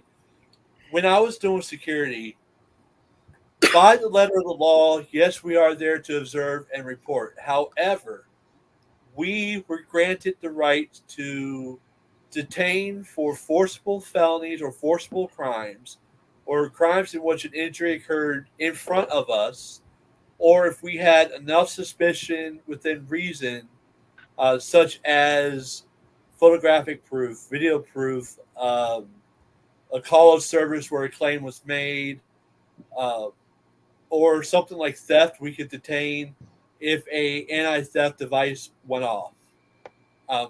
But as far as like detaining for trespass, that is kind of a gray area in my opinion, because okay, in the casino that I worked at, we would detain so we can take a picture and see if the person wanted to identify themselves so that we could give them a proper trespass and tell them you're getting like a 30-day trespass, and if you come back during that time, then we're going to give you a permanent trespass, right? But that was casinos, those are people that wanted to. Yeah, go ahead. So casinos are a whole different animal. They're a whole different ball game, because a lot of times it depends on if that casino is, like at least here in Florida, if that casino is on tribal land, then they are afforded more rights than on U.S. land, for lack of a better term. Yeah, but you see, like, okay, because I'm in California, and Logan's right about that. That's what I mean is that I don't know what's going on in other states and stuff like that, but I know California will allow you, if you do exactly what he's saying right there, because I had to take that class, and you could like, well, I never really actually booked anybody into an arrest, but I did have a situation where a guy in one of the hotels that I was working at, he was beating up his girl, and it happened in front of me, so I had to arrest him and stuff, and I put him in handcuffs, and I brought him down, took him to a little room of security where we would hold people that we have to hold for the cops. And when the cops came, I basically did all the booking information. I just gave it to the cop, and the cop took it to the central jail. Yeah, so with Florida, again, this is one thing I hated about Florida law, the way it was written for security. There's absolutely no requirement to take a detention class. However, legally speaking, to use any item on your belt, on your duty belt, you need to be certified. This way, if you get sued, you can show that you are trained properly, that you are certified properly in the use of whatever that item is. When it comes to detention, I'd say about 70% of the times for my experiences and my incidents where I had to detain, about 70% of the time, it was something as simple as, hey, you can't leave yet. We're waiting on law enforcement. And then I would continue a conversation with them and distract them. The other 30% of the time, yeah, I've had to get physical. I've had to physically detain. With that being said, I was handcuff certified. I was asked, I was both ASP certified as well as fixed impact certified, OC certified, taser certified, and pepper ball certified. And so taser classes are fun. Oh, dude, you want to talk about knowing for a fact that with some people when they get tased they do get a hard on? Go see one of those classes. Yeah, No. Yes.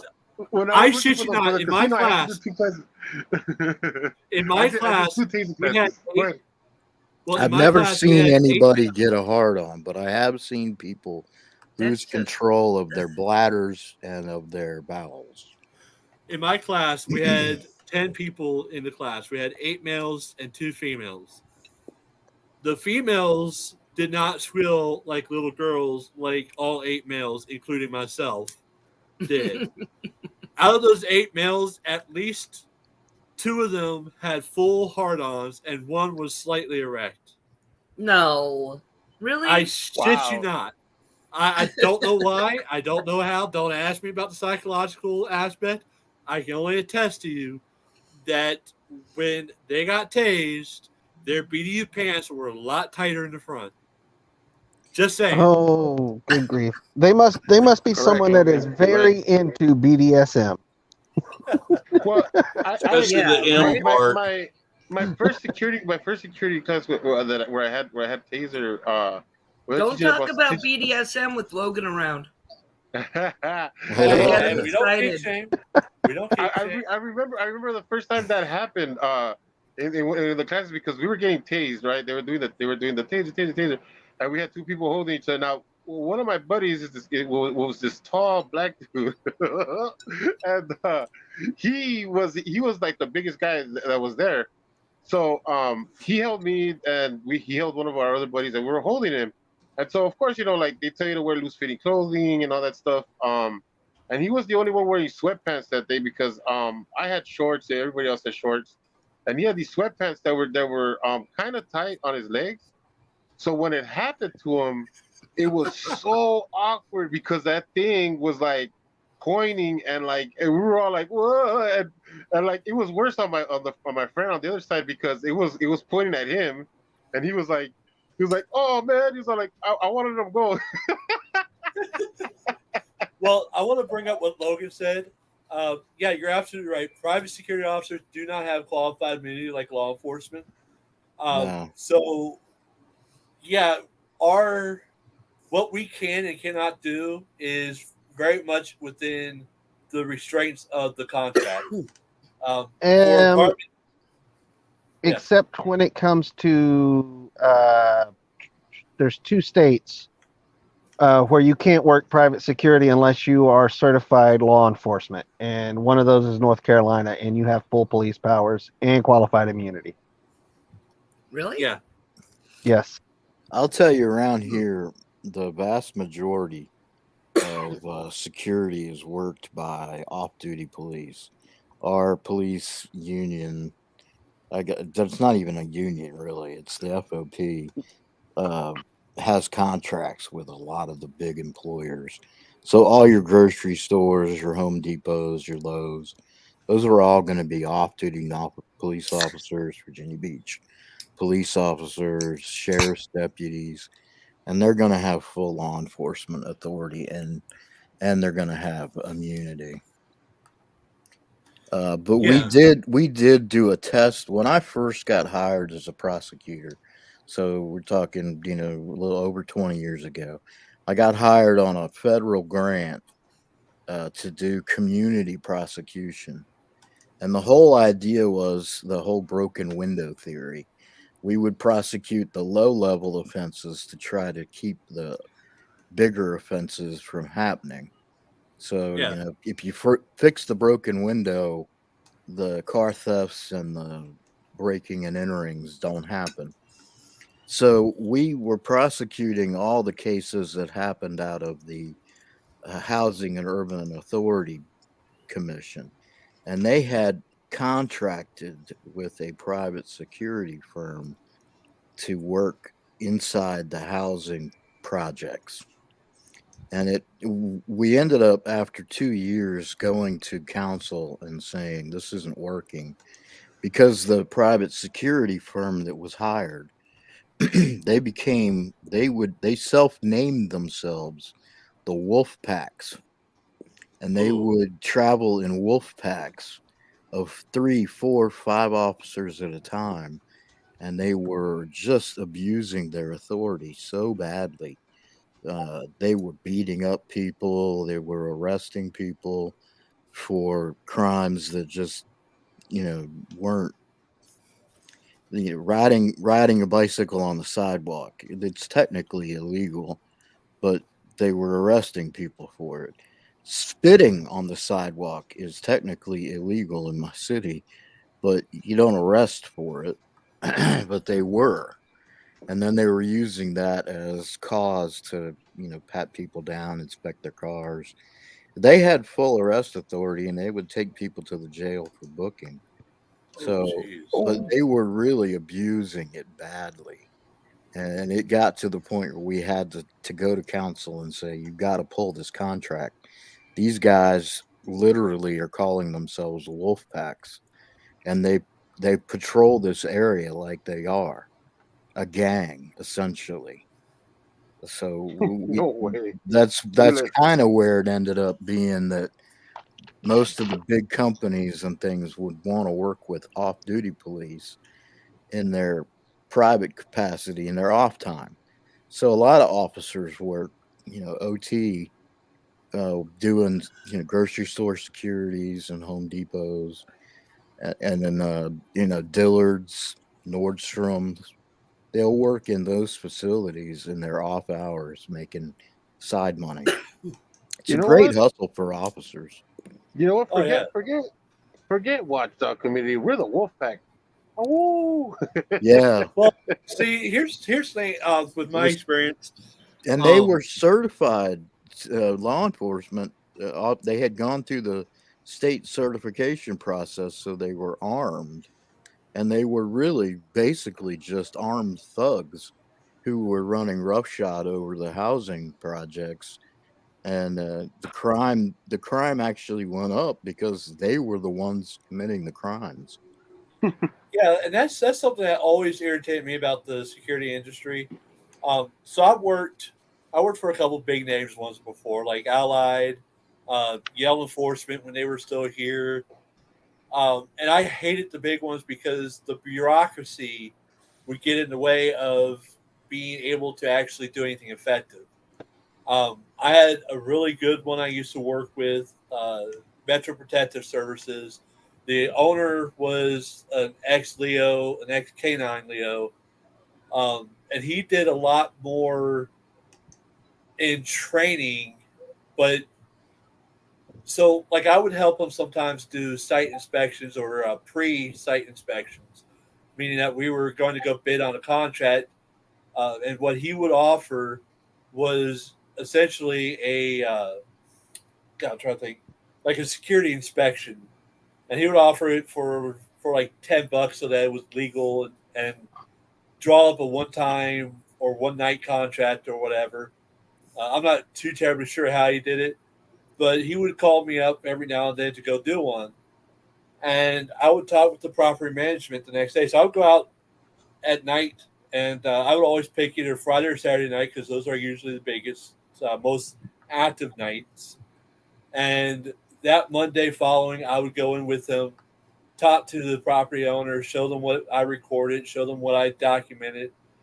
And a lot of the property managers or a lot of properties we got, they had contracts with people like CIS who, kind of like what you did with Wolfpack. I mean, we don't have that much authority here in Florida as like they did, but they go so overboard. You're right. Like the littlest things I always call it the bait and hook situations. littlest things to try to hook the bigger things. Um, Yeah, and that's they, what they were doing. yeah, and to me it was so bullshit because like my properties, I ended up becoming a sector supervisor for another company, and we worked with a hey, let's try to give as much discretion as we can, but here are the hard points that we can. And for us, we drew the line at actual forcible crimes. So, like here in Florida, a lot of cities, a lot of counties have noise ordinance. And I'm sure that's pretty much everywhere around the country. Hey, I don't mean to interrupt you, but I gotta get out of here, guys. I forgot I was gonna go do something. I'll thank you. Bye, Crippled. Bye, FN. I'll see you guys tomorrow if you guys will be on or something.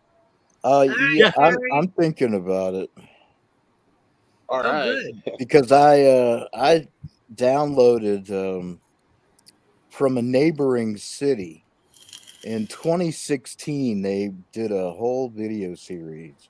It's 10 episodes of their police academy, and Cool. they'll If you do do episode it, 1 of how they do the selection process, and then if- episode 2 is the physical training. that's Episode cool. 3 is taser training. Yeah. If I get to see it tomorrow, I'll bring links to some of the debates we're talking about, and I'm gonna cut them up so you can see them real fast. Yeah, it's pretty fascinating stuff, and I thought it was pretty informative. Cool. All the All right, guys. things Well, that I police gotta go go. I'm sorry, through. FN. Yeah, I'm sorry, that's FN. cool. Thank you. I gotta go. Not a problem. All Not a right. problem, Bye, Jerry. Jerry. And I'm so proud that we got to share Val Penis together, Jerry. Oh yeah. I'll gladly share Val Penis with you any day, man. All Bye, right, guys. then. Bye, Jerry. So Bye, Jerry.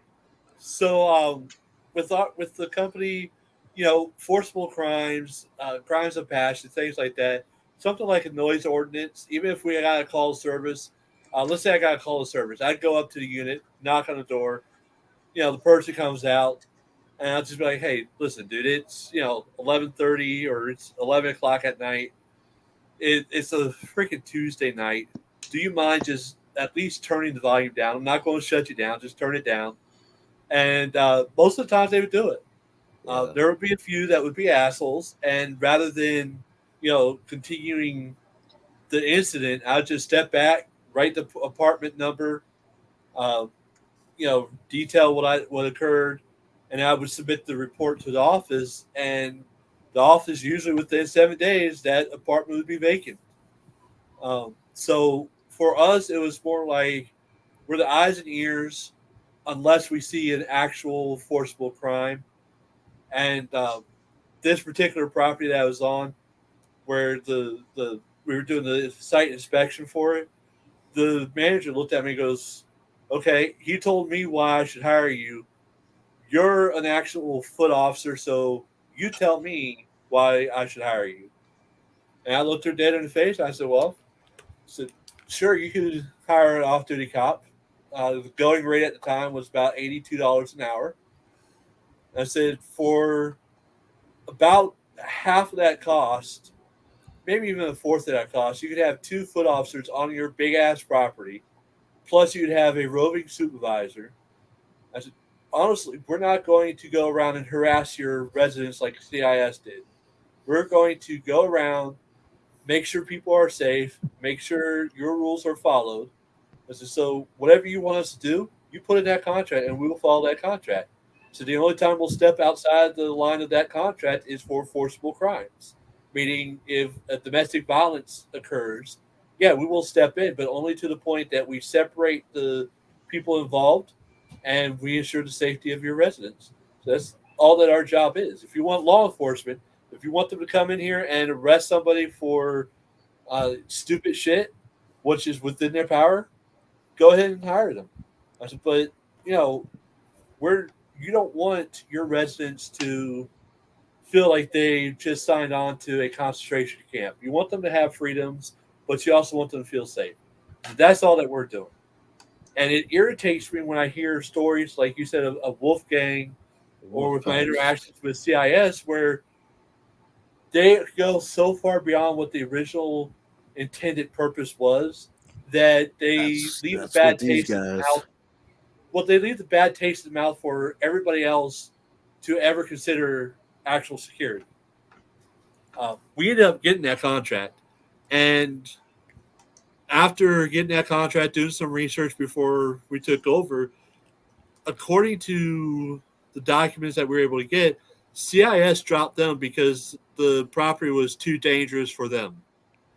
And CA, if CIS says it's too dangerous for them, it kind of makes you wonder. So I did more research.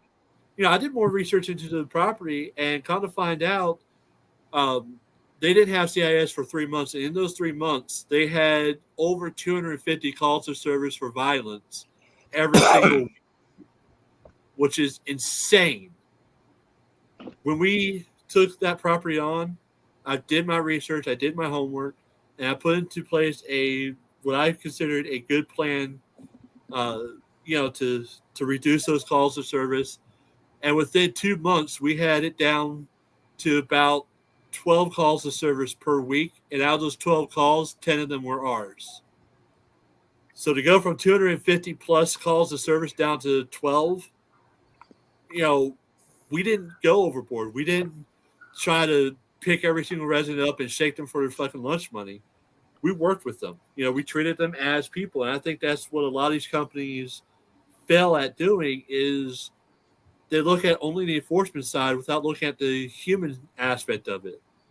If I can talk somebody down from doing whatever the hell they're doing, I would much rather do that, because if I have to go hands-on with somebody, that's a shit ton of paperwork.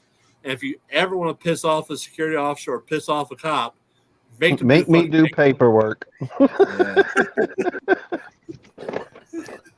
That is the best guarantee to piss off a fucking cop or security is make them do paperwork. And then then you get people like FN that get to step in and piss us off even more because they're nitpicking the fucking paperwork. Oh yeah, when I was doing defense, that was how we would win our cases. I mean, when you're defending somebody, you really are just looking for where you didn't cross a T or dot an I, and you could play on that. Oh yeah, it only took one court appearance for me to understand how important the word appears to be really is. I've done a total of about 6 different incidents where I had to go in front of a court, and every fucking one of them, the defense attorney, and don't get me wrong, I don't blame the defense attorney. I don't blame the attorneys at all, because that's their doing job. our That's what they're job. paid. Yeah, that's what you guys are paid to do. I totally get that. But it would piss me off because every single one of them would try to get me to make what the fuck's the term? For lack of a better term, make a surefire fat claim, when in reality, I never made that claim. I only made it as appears to be or led to be or something along that lines, and it would irritate the hell out of me. Yeah, my favorites are always the laws that say shall or the laws that say may. You may do this, but you don't have to. Or you shall do this, and you have to. So those are the ones that you can play with as a defense attorney. And that's what you pay them for. Just to go in and read the code and make sure that everything happened exactly the way it's supposed to. And if it didn't, to point that out and get a dismissal. And of course, when you're the person, like I'm sure every one of you on this panel at some point has gotten pulled over by a police officer, you want somebody that's going to look at the code and say, well, I think I can get you out of this ticket because they didn't do this. Well, see, that's why I never understood why people, why security or even law enforcement, I never understood why so many people are against body cameras. it has saved my ass so many times Oh yeah. that I swear by them. I mean, hell, I've only worked 3 companies that did not have body cameras, and 2 of them were unarmed. Allied was and- one. Yep, Allied was one, and Yale was the other. And they do low risk, and I totally get that. Well, for the most part, they do low risk. And I totally get not having body cameras for that. I still think it's stupid. But the third one, I won't say their name because they were fucking dicks. In fact, the guy still owes me about $2,000 in back pay. I'll never see that. No, you'll never see it now. No. But he was so fucking cheap that not only did we not get body cameras, we would have to pay for fuel every now and then for the fucking company-owned vehicle. And at that one, we were doing high risk left and right. I mean, we were doing Section 8 that were notorious for having domestic violences. We did nightclubs. We did all kinds of... Honest to God, how I did not get shot, I will never know. But even then, I had an old cell phone that I could go up to 64 gigabytes on an SD card, and I would put that in my tack vest, and I would have it record the whole fucking night. And I didn't care. Well, now they're so inexpensive. Like I've looked at one on Amazon that's an exact duplicate of a police body camera. Costs about $150. And they're really nice cameras with screens on the back. You can put memory cards in them, pretty much any size.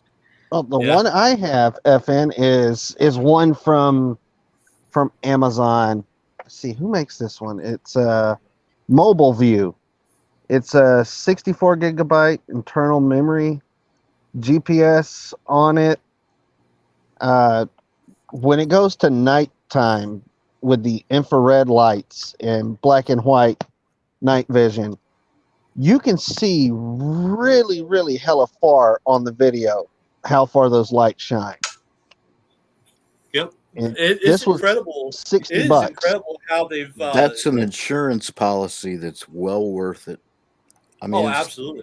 It can show that you did not abuse somebody, that you didn't strike them first, that any force that was used was only in response to force used upon you.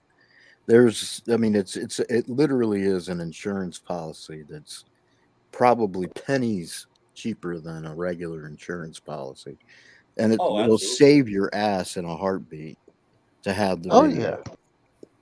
Definitely. And this thing records continuously unless I'm in the bathroom. If I go to the bathroom, the damn camera's turning off. Yeah, well, that makes sense. Yeah. The first I don't time... want to see that. I don't want to see that video. I'm pretty sure no attorney wants to see that video if I have to give them a video. Now, the first time a body camera saved my ass, I was actually off duty, heading home with the company vehicle, unmarked Crown Vic, and fucking Highway Patrol pulls my ass over and wants me to display my lights on a public fucking interstate. And I refused. I told him, I said, sir, I can't do that legally. In order to display these lights, I had to be on private property or responding to an accident. And at the time, that was the only 2 ways you could do it on public roads in Florida. And he really wanted to nail my ass to the wall. Ended up writing me a citation for unlawful lights, even though they were never displayed. And you can't see them unless you're like right up on the car, unless you shine a fucking spotlight on the car, which he did. And I ended up having to go to court with the company that I worked for and with their attorney. And the attorney said, Your Honor, we want this dismissed, and this is why. Showed them the fucking dash cam video of my car and my body camera. And they're like, yeah, it ended up being where the judge was like, that's the law that he has to abide by, then you cannot give him an order that violates that law. So saved my ass there.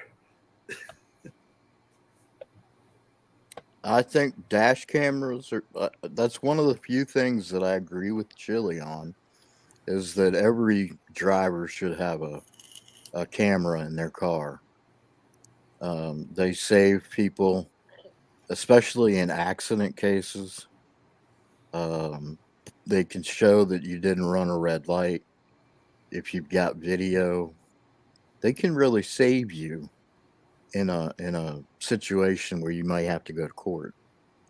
Oh yeah, Like I strongly believe that everybody should have a fucking dash cam, whether you're law enforcement or not. I have one for my own personal vehicle that I used to use in my semi from Rand McNally.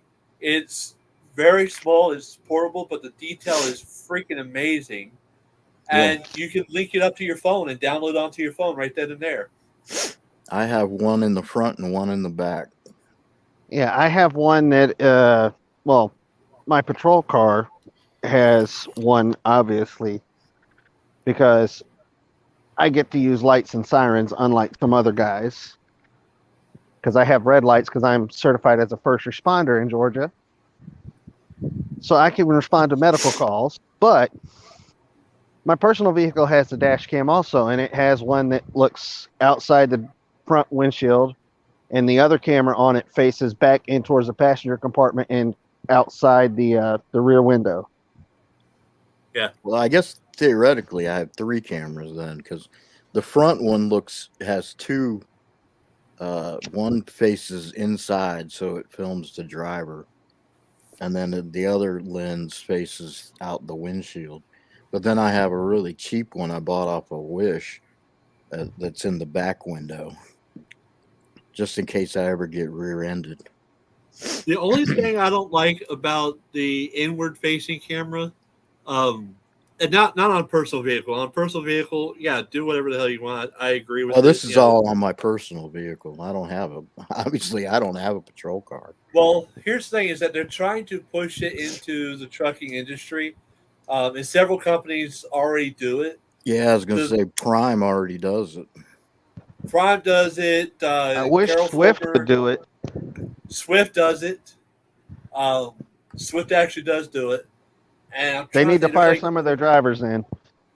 Shit, they do, but they have such a high turnover and almost endless source of morons that they'll never go out of business. But no, Swift actually got sued because the cameras in the semi truck never shut off. They can stay on for 12 hours, sometimes longer than that.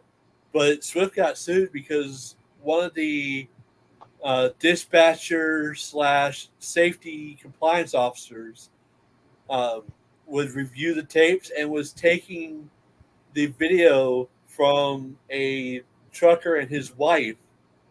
And, when you're on the road, it's very lonely. But if you have your wife, it's not so much. The truck is the rocking, don't come a knocking. And he would take these videos and put them on websites and make money off of it. And the couple found out one day they were at a shipper, and one of the guys that was in the warehouse recognized them, came over and started being vulgar with the wife, and the driver punched his ass out. And come to find out through the investigation was that he saw the camera footage from inside the truck from Swift. They tracked it all down to the safety compliance officer. And that's been like the biggest point of contention, is that we don't mind filming all the cameras, all that shit. But when we're off duty, that forward-facing or that rear-facing camera better be shut off, because essentially it's an invasion of privacy, since we pretty much live in the fucking truck. So what I used to do was I'd take my fucking hat, clip it around the damn camera, because where mine's mounted on, you actually have a separate mount for it. And it stick down probably about 2, maybe 3 inches underneath the mount. And I just cover up the damn mount and leave it at that. And then eventually I bought a cab curtain that went around the front of the truck. And I'm like, they want to hear me in the back trying to masturbate or something. That's all up to them. But they ain't going to see it. Well, Mando, the lonely truckers, they usually stop at the truck stop and pick up the lot lizards. Yeah, the lot lizards. No. You know what? I've seen the lot lizards out there, and I will never get that desperate. I will be a damn incel before I fucking try to hook up with a lot lizard. Which I find hilarious because law enforcement has started putting CBs back in their cars. Yes. And they start picking up on the lot lizard conversations at the truck stops. Well, you know why they did that? They started doing it not just for lot lizards, but for the big push on the anti-human trafficking. In fact, I've actually called on one before. It was right there by what's that place in Georgia? I can't think of it. But there's a truck stop between Savannah and Macon, where that big ass fucking Walmart DC is. Oh yeah, I know what you're talking about. Yeah, it's like America's Best or something. When you're heading towards Macon, it's on the left. Yep. Looks like a fucking hotel. But I stopped there for overnight, and about 4:00 in the morning when I got up to head out, fucking Mexican dude and this Mexican chick are knocking on my door asking if I could give them some money for her cab. And the guy chimes in and goes, "Yeah, if you want, she'll work it off for you. She can clean out your truck." And I'm like, yeah. I looked at the girl. Dude, I understand that some Mexican women look a lot younger than they are. This girl did not look like she was past 16. And I told him, like, dude, I ain't got any money. Close my curtain. The guy in the truck next to me got me on the CB. He goes, "Dude, did they just ask you for money?" I'm like, "Yeah." I said, "That girl don't look like she's over 16. 3 minutes later, fucking sheriff pulls in and goes to my truck because we were talking about, what companies we were driving with and how we liked them. Parks in front of both of our trucks, walks out, knocks on my door, and says, "Hey, where are those people at?" And I'm like, what? And he's like, "Yeah, man, we just got CBs put in our cruisers, and I was down the street doing some paperwork and heard you talking." It's like, where they at? So I told him where they went, and he arrested the fucking guy, and the girl was 15 years old and illegal. Yep, illegal, and not the first truck stop she hit that night. That's horrible. Oh yeah. Well, hey, look, we have CBs in some of our patrol cars. And we have that because a lot of our sites are like distribution centers or warehouses and factories where a lot of semis come in and out. I have been sitting at some of those sites listening to the CB, and the shit I hear over the radio. The shit the truck drivers talk, especially about damn Swift. Hey, Swifty, look in your damn rearview mirrors next time. Swift and JB Hunt. Hell, even Warner gets thrown in there, but not too bad. I love watching the Swift videos on YouTube. I absolutely love watching those. Bonehead Truckers of the Week. Oh gosh, yeah. 'Cause, about a year ago, when I was just kind of bored, being at home, kind of retired, I was like, well, maybe I'll just start trucking. Because I've always wanted to get an RV and just, cruise the country. And I thought, well, what the hell? I get paid to basically RV. But I ended up not doing it. And I started looking at Swift. And I started seeing all of the Swift videos on YouTube. Don't go with Swift. I was like, well, they offer you go there for free. And if you stay with the company for a certain 6 months, you work off your tuition and stuff. Yeah, you don't actually ever pay for it. But if you leave before 6 months, you owe them for the training. So, I was like, well, hell, just go and work for them for 6 months and get the training and just live in the back of a truck and go see the country. Well, see, Swift has Swift has what, 2 or 3 of the training centers for their drivers. The one of the main ones they like to send people to is out there in San Antonio. Yes. No, And not San Antonio. What's it? Laredo. It's somewhere in Texas. I've seen it. yeah, It's yeah, Laredo. yeah. Well, when I tried to go and work for them back before I started doing security work, it was San Antonio, and they had another one in Tennessee, which is much closer to me because I'm in Georgia, and couldn't go to that one because they got raided for bringing drugs in with trucking. Yep. Mando, you want? Cripples, Yeah. I have a video of Swift for you. Okay. It will be the funniest shit you see. God, Swifty Swift. This is a Swift driver trying to figure out how to close his hood on a fucking Volvo.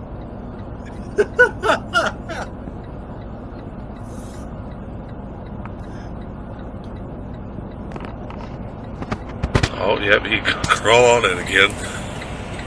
Brace yourself, it might be slippery.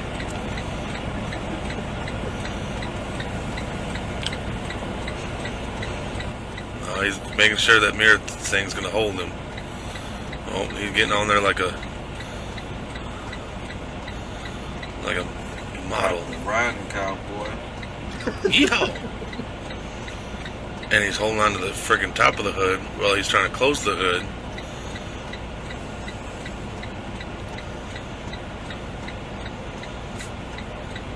What in the hell is he doing? So, with Volvos, right where his feet are is usually where the strap to hold down the hood is. I was gonna say it's a strap like my Jeep has. Yes. It's got a hook loop strap, just like a Jeep. My Jeep Wrangler has it. Now, the only thing I can say is that if there's something on the passenger side that would tilt the hood a little bit, you know, if it's like slightly off center, then yeah, it is a pain in the ass to try to close it normally, but it's an easy fix. Open the hood back up, close it again slowly, and make sure it's on center.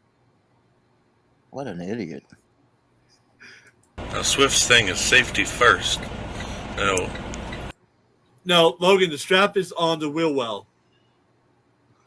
So if you look at the wheel well over the steer tire, you see that crack there? That's the dividing. So there's a strap that connects right where his foot is to just the other side of the wheel well. What an idiot. Any of you viewers think this is safe? No one ever says Swift has Get any the hell smoke. out of your truck. Oh my god! You look like a monkey.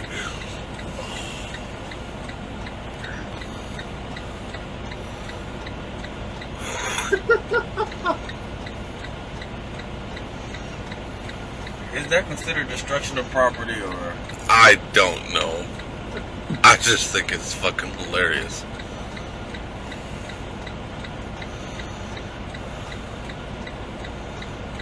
No, don't drive like that. I'm just gonna just drive off. Just stay the wind and keep it down.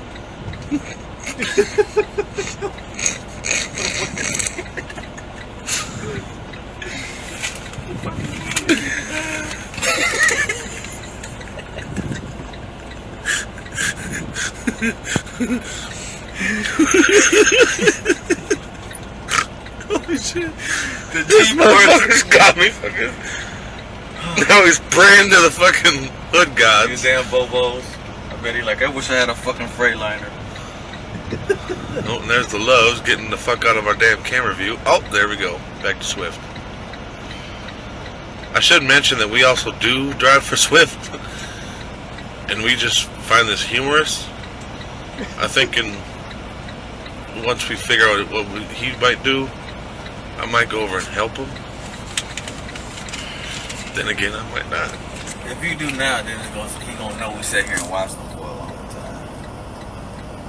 He hasn't even looked over here like, hey, help me, fellow Swift. Help me educate myself on this piece of shit. Alright. Alright, y'all, that is Swift trying to close the hood. Peace. Oh, no. You guys think watching Swift trying to close a hood on a semi is funny? Y'all should see them trying to back a damn truck up to a dock. Oh, it's getting there. It's getting there. Trust me. You know me, CA. I've picked some of the best videos.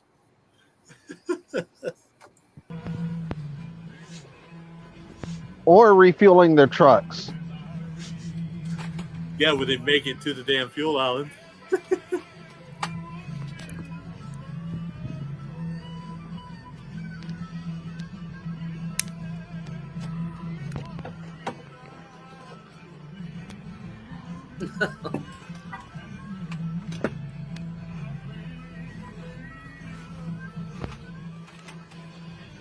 He's gonna take out that fucking pump, ain't he?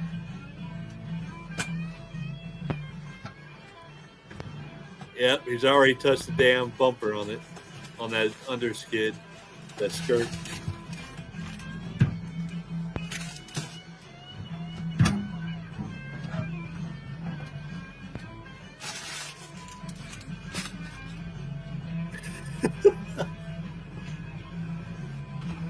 Well, he got it.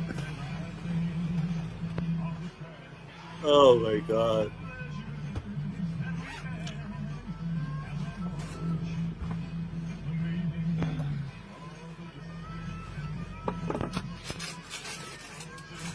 The studio to work on some new music. So technically, if you paid for those tickets, it was no longer a farewell tour. Yeah? Yeah. So it's like Cher. The album is called. Oh, is that what it's called? And Cher has done this many, many times. Remember? Business So car sale. Go! Oh, scary. Online at the bathroom. Fall into the goddamn chicken house. Fucking ass goddamn Swift motherfucker, you need to get pulled in, bitch. You girls need to calm the fuck down, that's what I'm saying. Getting intimately acquainted with a dead man's junk. You girls need to calm the fuck down. Loves these crazy cookies. I ain't got no daddy at all.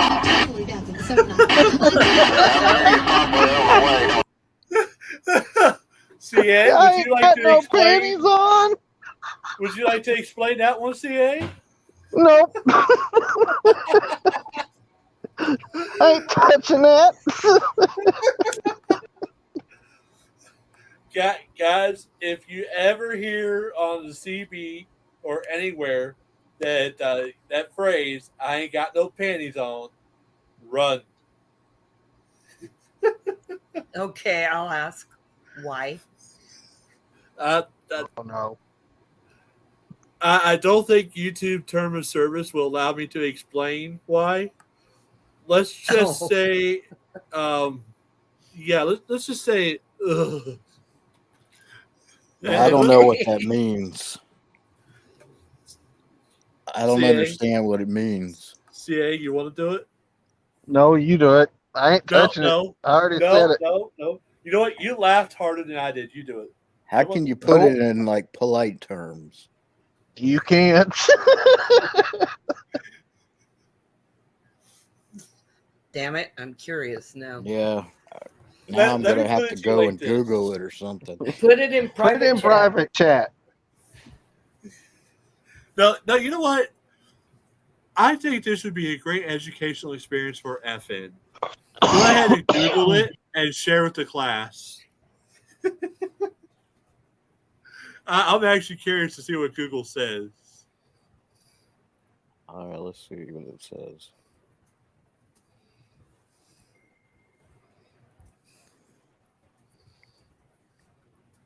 I'm scared. And I noticed at that point is when Pecker left. He's like, I'm out.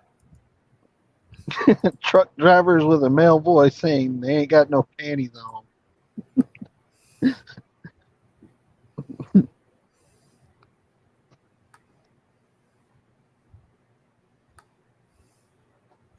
hold on. I'm trying to see what the trucker board said.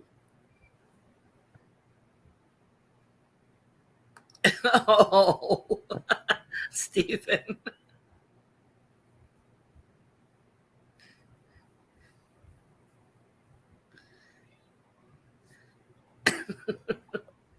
Just says it doesn't mean it means I don't know what I'm doing.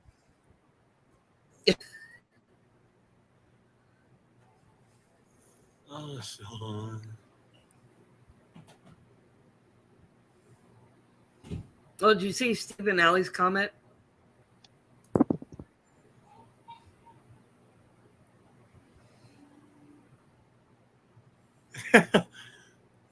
Stephen Alley, you're closer to what it is. Let's see.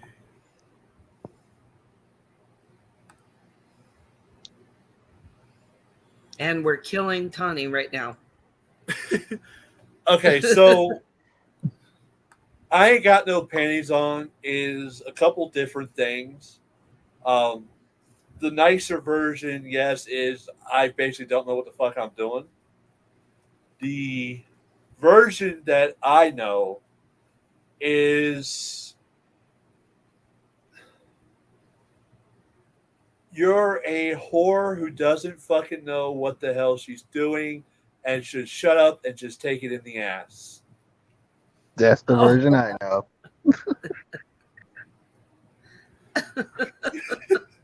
That's why I said you can't put that into polite terms. There is no way to put it in polite terms. That is literally all that I know it to be. In Oklahoma City, it used to be a local reference, and it started at a Oklahoma base City? station in Oklahoma City. Some guy named Yeah. Red Pete or something. That's Seriously? this- That was his name? Black Pete pulling a shipping container, and there was a base camp, a base station in Oklahoma City. Yep. That's what the trucker forum is saying. Yeah, it's funny because it's gotten to the point where they don't just say I ain't got no panties on. They have to do it in a low, creepy fucking voice. Like, hey, Yeah, it commentator. does say that. Hey, it has to be hey, a creepy male commentator. voice. Oh no, I ain't got no panties on. that's too much information. I don't want to hear that.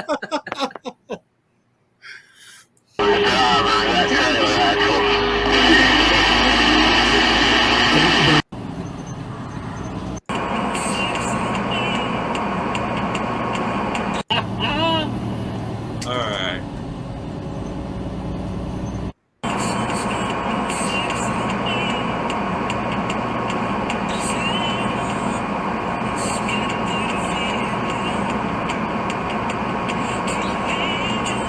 Don't do it. Don't do it. Ooh, that trailer's getting awfully Oh. close to that side mirror. Oh, it is. Like that? There it goes.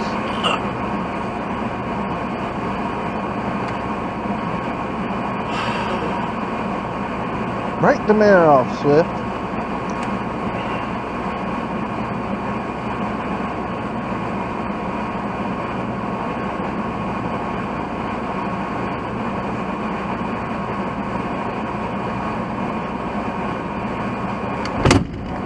Yep.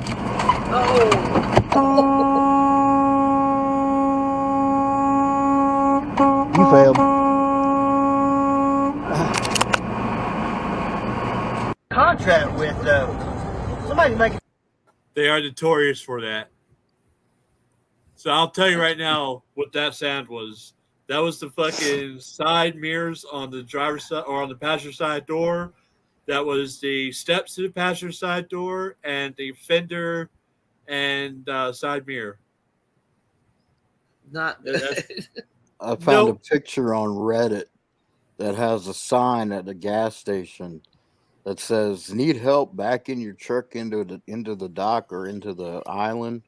We now offer valet service, only $25." That was probably put there because of Swift. Oh yeah. Oh dude. The docks, our container docks, and some of the dry good docks that we used to have, it only took one Swift truck at each of them to fuck shit up enough that they put in there. All Swift trucks must have a company spotter. That's See, pretty damn bad. Home Depot's distribution center fixed the problem with Swift. They literally, when you pull into the Home Depot DC, you check in with the inbound security guard. You pull around to the back corner of the building and talk to the next security guard, which tells you what spot to put your trailer in the lot. Yep. And you just literally pull up to that spot and turn and pull straight forwards through the spot.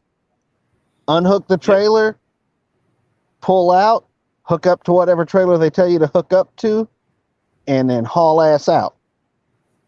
Oh yeah, that's Swift doesn't get to park their trailers at a loading dock.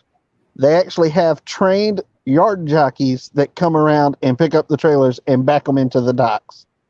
I have seen that on YouTube. Oh yeah. Where So they have, backing a truck is hard enough. Some of the places I've been to, I'll be honest, I don't know how the fuck I got into the dock without crushing the shit out of things or getting stuck. One of them was up in fucking Illinois, and it was a scrap refinery, scrap metal refinery. The dock was on a catty corner of the building, and I would say a truck and trailer length and maybe a half in front was all the room that I had. Otherwise, I would have gotten stuck on active train tracks. Somehow I fucking did it. I don't know how the hell I did it. Somehow I did. So there are sometimes when shit happens, it's because it's almost an impossible fucking spot. But with Swift, they could be in the middle of a fucking cornfield with nobody around them and still back into something and destroy a trailer or a truck. 24K off that. No, not make it 24K off. Oh shit. Oh my gosh. Oh, please be okay. Please be okay. Call 911. Oh Lord. You're on 155. I got a video now.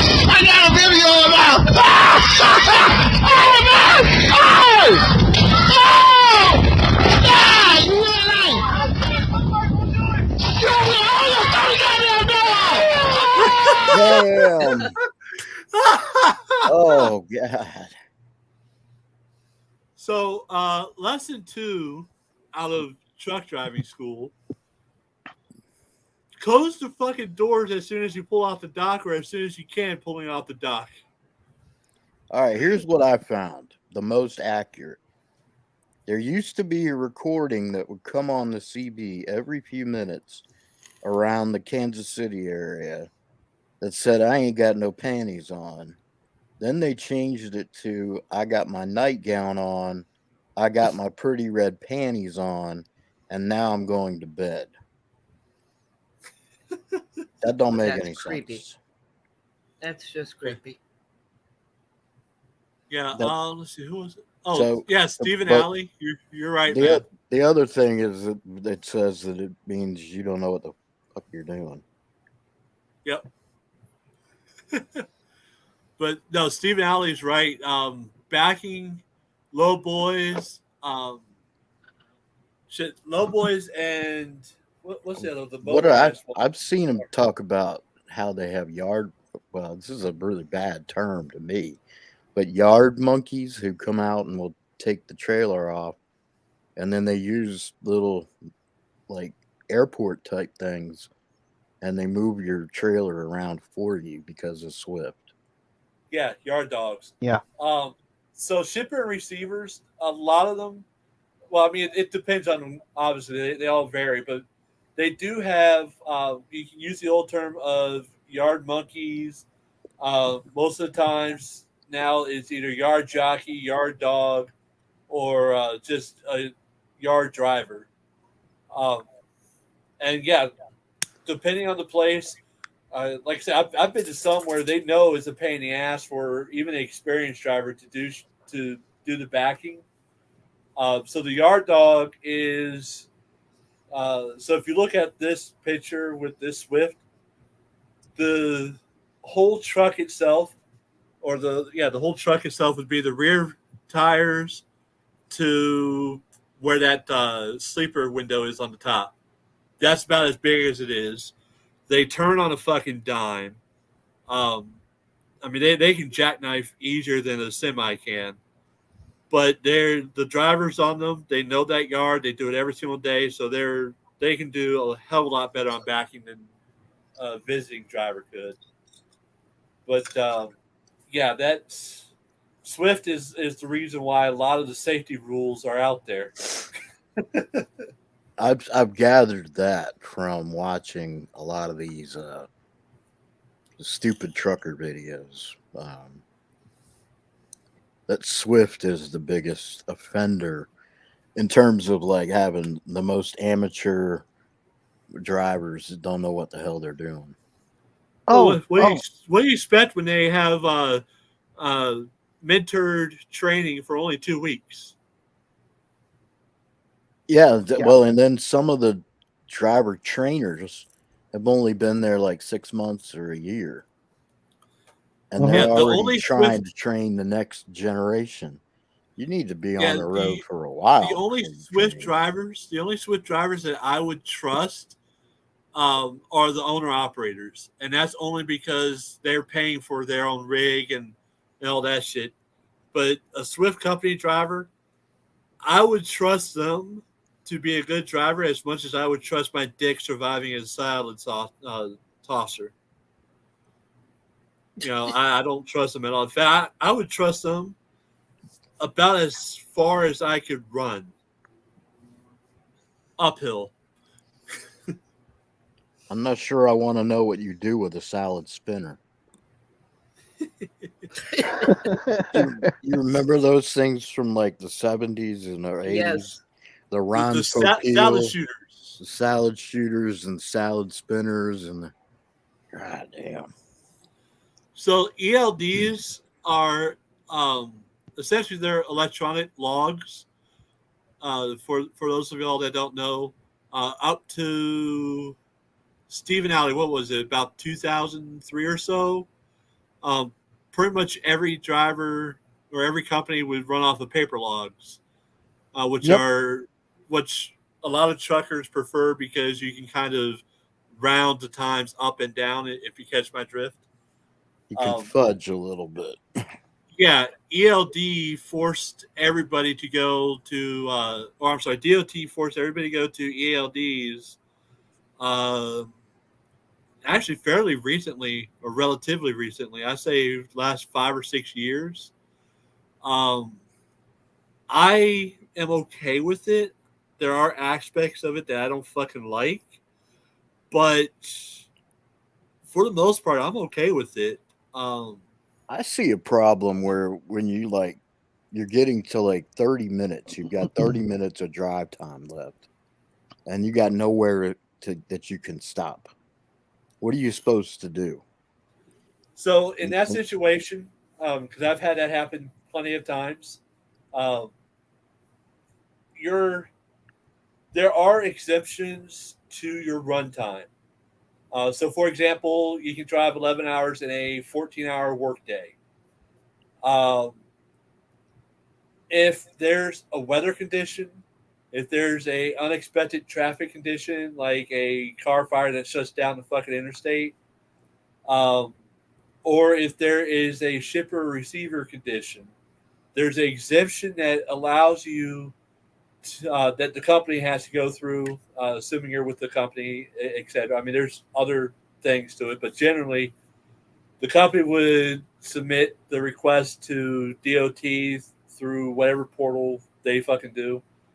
I don't know outside the driver aspect, but you basically are exempted up to the point where you can get to the first available truck parking, safe truck parking, whether it's a truck stop, a rest area, a DOT way station that allows overnight parking, doesn't matter.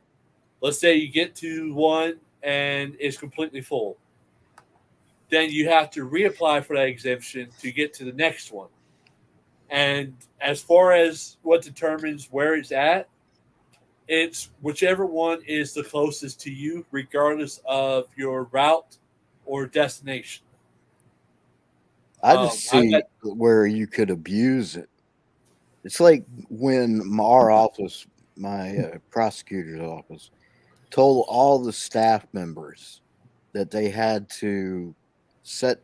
We had this system that you clocked in and out on your computer, and at 5 o'clock they had to clock out. They couldn't stay even a minute past because they couldn't afford to pay the comp time. Right. So what ended up happening is instead of the girls, because they were all girls that worked there, instead of them, getting ready to leave at 5 o'clock and packing their stuff up and walking out like at 5 after, 10 after, they got ready at a quarter till. So you couldn't get anything done from 4:30 on. Forget taking anything to a secretary because they weren't going to start anything because they couldn't go past 5 o'clock. And at 10 till, quarter till, they would be packing up their stuff, changing into their tennis shoes for the walk back to their cars. They ended up not getting that last 15 minutes out of them. So if you can drive 11 hours in a 14-hour period, shouldn't you go, okay, I've only got an hour left. Here's a rest stop at a nice truck stop. I'm just going to go ahead and pull in here and time out early. So, first thing is the ELD, when you put that exemption into your clock or into your log, once you get to where you stop, it's all GPS noted.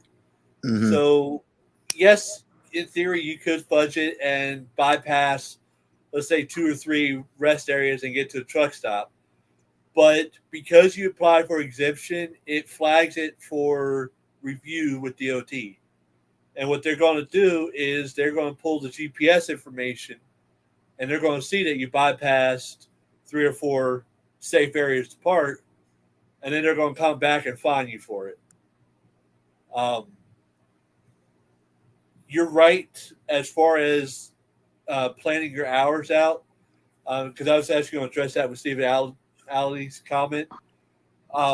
There is an argument within the trucker community. You have the older guys who believe one way, whatever. I never really got into it. My personal belief was out of that 11 hours, I'm only planning to drive for 10. That extra hour is my oh shit hour. Oh shit, this shipper's taking too long. Oh shit, this receiver can't get to me. Oh shit, whatever. And for a while, my dispatchers were pissed off that I wasn't running a full 11-hour clock. But at the same time, I was always up at 5 a.m. I was always running by 5:10, 5:15.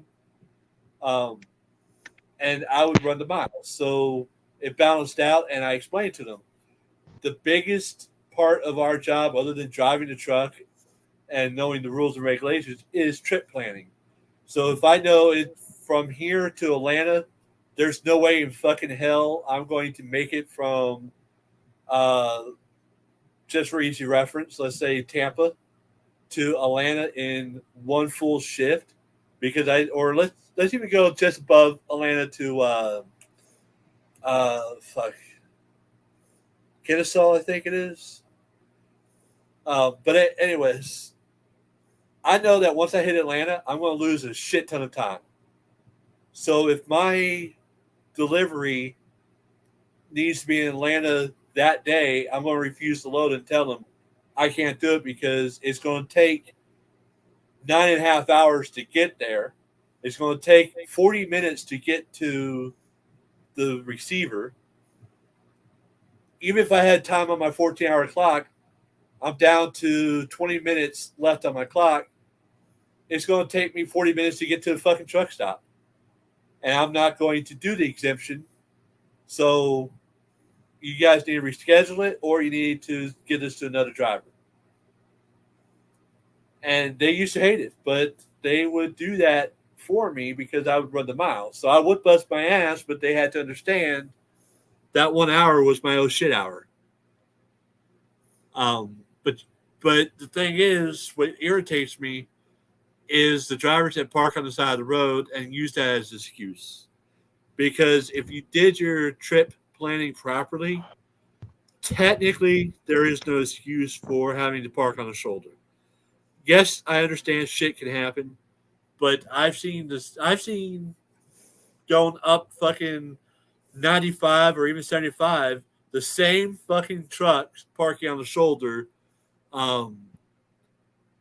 like by Savannah and shit like that, or by Atlanta. Truckers Row is what I used to call it, where you have a TA, a Love's, a Pilot on one side of the interstate. Then you had a big-ass Pilot on the other side of the interstate. And then there's a barbecue shop there that has trucker parking for overnight. And you can go and you'll see anywhere from 4 to 6 fucking trucks on each side of the damn ramps parking on the shoulder. I'm like, no, there's no fucking excuse for that. So it just, trip planning to me is what I think a lot of these schools need to focus on so that drivers don't do stupid shit like this. Yeah. Yeah, well, they also need attitude adjustments for the younger truck drivers because those are the ones that I always have issues with. Like this week. Mando, I think I told you this story. Oh, yeah. Your overnight camper. Yeah, so I go, my shift starts at 4 a.m. I clock in. I get to clock in from home because I get to take my patrol car home. Perks of being senior management. Yeah, that's nice. And no sooner clock in on the laptop and radio into dispatch than I am 10-8. And they go, yeah, we need you. Glad you're on duty. Head to the site about 5 miles from the office. I get there, there's an overnight trucker parked there, sleeping. This client has asked us that if we come over and do a patrol on overnight, like I usually do every morning, that if we see any trucks parked there, kick them off the property. They're not allowed to sleep. Go knock on the guy's door. Young guy stumbles out of the back of the sleeper cab, sits in the driver's seat, opens the door, looks at me, and first words out of his mouth is, "What the hell do you want?" Excuse me? No. What are you doing here? There's no overnight parking. So I went, before I talked to him, I had gone and checked the truck logs. This guy had signed in at 7:40 the night before. He goes, I just got here. I'm out of hours. I said, you didn't just get here, buddy. I said, you've been here since 7:40 p.m. Well, what you going to do about it? I'm kicking you off property. Get in your truck and leave. Not until you call someone to unload my truck. I said, they're not coming in till 8 o'clock in the morning, and you are not staying here. I want to talk to your boss. I said, I'm the district supervisor. Thank you. He goes, I want to talk to the manager. I'm like, management is not here. No manager will be here until 8 o'clock in the morning. You're not staying here till that time.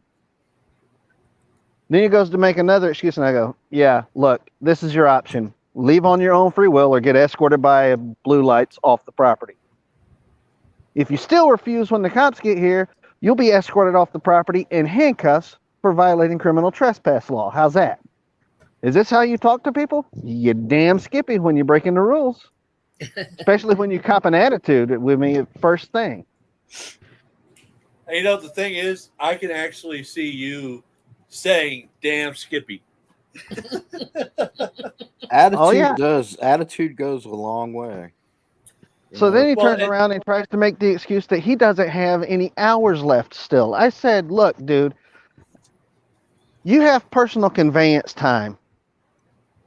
What are you talking about? I said, you're a trucker and you have no idea what the hell personal conveyance time is. Oh, get your ass in your truck and get the hell off the property. I pull back around to the front of the site and I have my light bar going down at the end of the parking lot because I'm sitting there filling out the stupid report. This idiot pulls up beside me and walks out of his truck and says, I need a business card. I said, I don't carry business cards. So he walks back to his truck, gets back on his cell phone. I'm assuming he's talking to his dispatcher, and comes back out with his phone in his hand and snaps a picture of the side of my car. I'm like, good luck. You know how many companies are named American Eagle? Well, what he was doing is, he got a hold of his dispatcher, and they were putting in for not PC, but they were putting in for one of the exemptions I said earlier. And in order to do that, they need to have information on who is the one denying access, basically. This is a CYA thing. Yeah, I was going to say it's probably just proof that he's being told he has to leave, so he doesn't have any choice but to drive, at least a short distance. So he's kind of that's the thing. CYA. He can drive the short distance, which is less than half a mile up the road to the Publix and park in their parking lot. Yeah, he's just. Well, I mean, here's the thing: attitude is everything. So, like for example, see, if that was me, first off, I wouldn't have cursed you out. Exactly. And I've had this happen before, where I've had security like that kick me off the site before, and I've told them, I'm like, look, I'm out of hours. And then I would look at my logs and be like, look, I get my hours back in like 15 minutes. I got to do a 15-minute pre-trip. Would you mind if I just stay for like 30 minutes until I get my time back, and then I'll be off? And most of the times they would be like, all right, fine. In fact, I had one guy say, not a problem. I'll sit here and wait with you. But I've always been courteous. I've always been kind. And when they've done the whole nope, not at all, it's like, all right, not a problem. I think that's true in any interaction with like a law enforcement or security, that if you just are polite and nice about things, the whole attitude and hostile feelings that you get from those interactions, that all disappears. But when you start approaching a security guard with a "fuck you, man, you can't make me do anything I don't want to do," But if you just say, "I'm sorry, I didn't realize I had made this mistake. Let me just move on into the next thing." I've had police officers who let me out of speeding tickets because, I was like, "Oh, I didn't notice the speed had changed; it had dropped down. My fault. I'm so sorry. I understand, I'll take the ticket. I understand." And they'll say, "Nah, it's fine. Just move on." But if you start getting in their face about, "Motherfucker, I was going 70, speed limit is 70. Well, no, you just entered into a 55 zone and you needed to have slowed down. The attitude is you're going to get exactly what you give. And that's part of the problem with these auditors. They give the attitude, so you're going to get attitude. So you're always going to have it. It's the same when it comes to the sovereign citizens, which my first interaction with a sovereign citizen was working security for Mall of Georgia. That's all the auditors. If they would walk into a city office and say, "Excuse me, can you give me some assistance with this FOIA request, I'm not sure what I'm doing here. They're going to be real happy to say, oh, yeah, we can help you with that. Here, you fill out this form, put your name here, fill Yeah, out but up they, here. But no, they got to go in there and to talk about, you're my servant. You have to write this for me. Well, of course, Oh yeah. for instantly clicks and views. you're gonna instantly put that person on their back foot and be like, oh hell, I ain't doing whatever the hell you think you know, not the way it's gonna work. Oh, I loved it because my first interaction with a sovereign citizen, I was working a lost child call at the mall. I don't know why parents do this. It's one of our most numerous calls that we get throughout the day when I was working for the mall. Was Code parents would just drop like a 4 or 5 year old kid off at the mall and leave them by themselves. Oh Lord. That's just crazy. Code I Adam. can't That's even what we used to imagine. call it. So I was Teenager on. maybe, but not 4 or 5 year old. Yeah. Yeah, I came across this kid that was just wandering around. The call had come out over the radio to be on the lookout for this kid. The parents were on the other end of the mall. And I found the kid wandering around on the second floor just above the food court. So I found the kid and I talked to him and he's like, yeah, I'm looking for my mom. He's like, well, do you know what your mom and dad is wearing? And as soon as I asked that question, this guy walks up to me and the kid and looks at me and says, you don't have to talk to a police officer, son. He can't talk to you without your parents present. I looked up at this guy. I said, I'm a damn security guard, not a cop, number one. I said, who the hell are you? He goes, I'm an attorney. Really? You're an attorney? Yeah. I would expect an attorney, being an educated person, would know the difference between a mall cop, a security guard, and an actual police officer. Well, I'm not a bar member. I'm not a part of the British accredited blah, blah, blah, blah. And I'm like, oh, dude, then keep on walking before I kick you out of the property. Finally finished talking to the kid. The guy scared him off. I'm pretty sure my language towards the guy also scared the kid. Right. But I got through talking with the kid, found out where his parents were. The other guard says, yeah, that's the parents I'm with down here at the other end of the mall. We go down there and we find out that the parents had dropped this kid off at the play area, which there was a play area for kids like under 6 years old at one end of the mall. But you're supposed to stay with them. There's a sign that says parents must supervise their children at all times in the play area. Yeah. Well, like That's Logan not is saying, babysitting. I did grow up in the 80s. I graduated in high school in the 80s. I wasn't allowed to go to the mall until I was 13. And then I had to go with my best friend. I couldn't go by myself.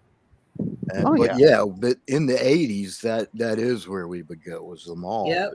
Certainly, even in the 80s, we didn't send 4 and 5 year olds to the mall. Oh no.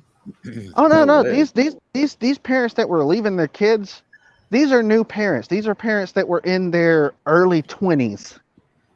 Oh, and I'm like, do you think I'm a babysitting service? I had one parent that dropped a kid off that was 3 years old in the play area and walked off and went and did some shopping and then left their kid at the mall. Jesus Christ. Nah. I'll tell you what, we had to call the I'll cops. tell you, in the 80s, the malls were relatively safe. Yeah. I mean, the whole kidnapping and molesting and all this other crap that happens now, it didn't really happen back then. So, but by 13, you were capable of walking around the mall with your friends. But I wouldn't let a teenager go to the mall by herself now. I used to piss off the security at one of the malls near me. I was one of those kids. Yeah, I really didn't get pissed off that much, except when it came to the parents leaving their little kids unsupervised at the play area. There was one that almost went to jail because of that, and they had left their 3-year-old there, and we actually had to call the police and CPS. That's horrible. Yeah. Well, Some you guys people want to finish shouldn't this be video, or parents. Yeah, I want to see Yeah. this video. I like watching these Swifties. Yeah, and Screw also, up. you guys, I'm gonna have to call it here soon because I'm getting a massive headache. So, oh shit, Val Penis got to you. Don't say that. I've said this before. What is my first name? Yeah, but as long as you don't have the last name, you're okay. Logan probably knows what cures a headache. Well, that's Yeah, you know what cures the headache for a crippled cat? Putting extra padding on the headboard.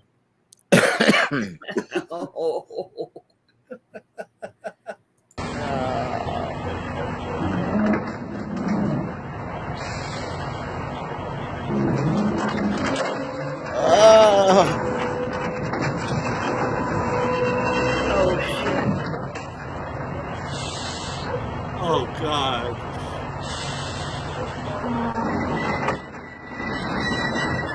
Oh yeah, that's it.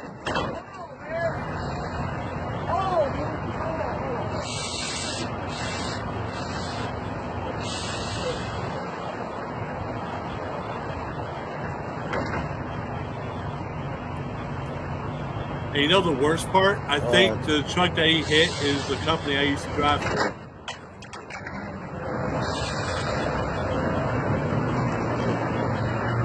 Oh God. Oh my God.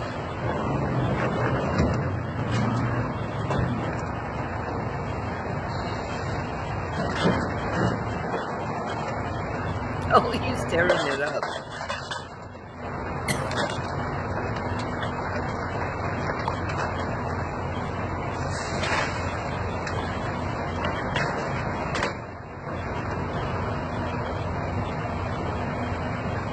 Holy You shit. fucking idiot or what? Yeah, you're fucking stone cold. Yes, idiot. Swift Had is an all the idiot. fucking room in the world to turn that And truck. dealing Turn with right into Swift this guy. Insurance Company is a pain in the ass. Yes, he was asleep. Oh yeah, it is. He woke me up. Look at this shit. Oh my God, look at that. Oh God, that's total.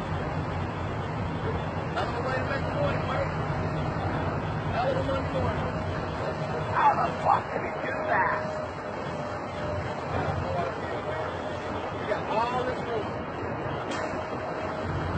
Oh my God. Swift, piston crash.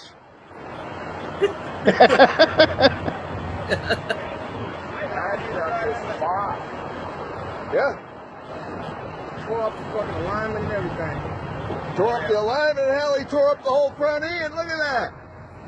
Oh Jesus Christ.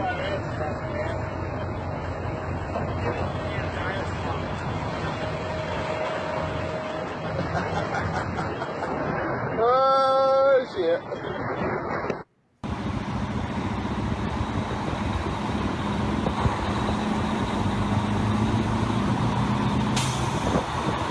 Oh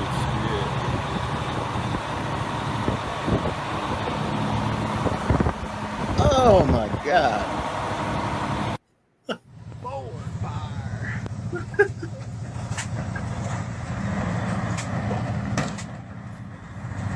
Yep. I still think I'd like to do this, though. Although my legs are the problem. Well, it is. It's not that hard because everybody is switching to automatics. A lot of trucks still do run manual, but most of the companies are switching over to automatics so that primarily so that they can get more people in that don't know how to shift manual, and That's so weird. Well, I'm not worried about that. My legs don't work in that I'd have to walk around the truck to do the pre-trip. And I have a hard time walking distances like that. Okay, yeah.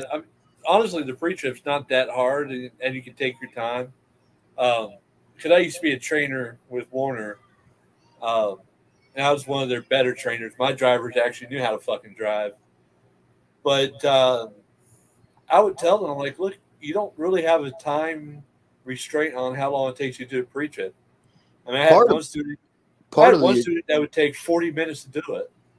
One of my advantages would be that I mostly use a wheelchair, so I'd be able to go under the truck to inspect things and to move the rear wheels to the proper placement for the loads. Because I'm in a wheelchair, I'm already sitting down. I just duck my head down, and I can roll right under. But it's the climbing around that would be a problem for me, because I can't really do steps. Okay. Like steps and things at the shipping, where you deliver to and things like that. I'd have a hard time walking around because of the wheelchair aspect. I can walk a little bit, but mostly I use a wheelchair in public. Because I have neuropathy. I have nerve damage from my waist down. So I can't always tell where my legs are. Or if I've stepped on something and I've got a rock in my shoe, I can't feel that. Well, they do have some trucks that are wheelchair accessible. Yeah, I saw that. There's a guy on the YouTube is like the wheelchair trucker. Yeah. In fact, he went to the same trucking school I went to, but he was 2 classes behind me. He's got this like thing that's bolted to the side of his cab that lifts him up into the cab. I wouldn't even need that. As long as I got handles to grab, I could pull myself up, because I can walk a little bit, but it's that any distance thing, or if there's no handholds to grab, that would be a problem. What happened to CA? Oh, you know how he is. Yeah. He dropped off. Jeez. Let's try to finish this one. Yeah, let's finish the video and then we can finish the video. Yeah, Abby, I looked at the pictures on that article and it's not Swift. I want to say it is. God, what's the other one? SAIA or something, but it's something Transport of Mississippi. And I would know the truck when I recognize it because of the red triangle, but I'm not 100% sure. I think I got paused or something. It's going.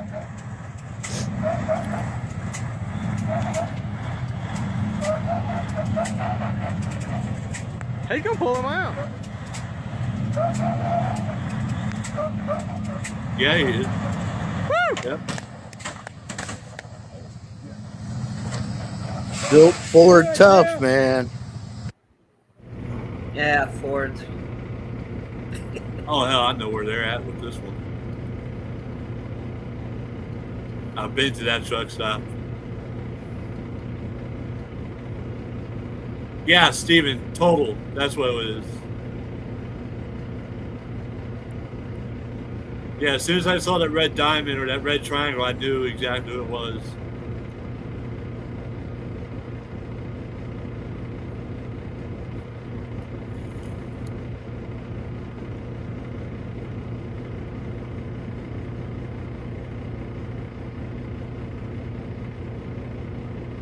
No left turn.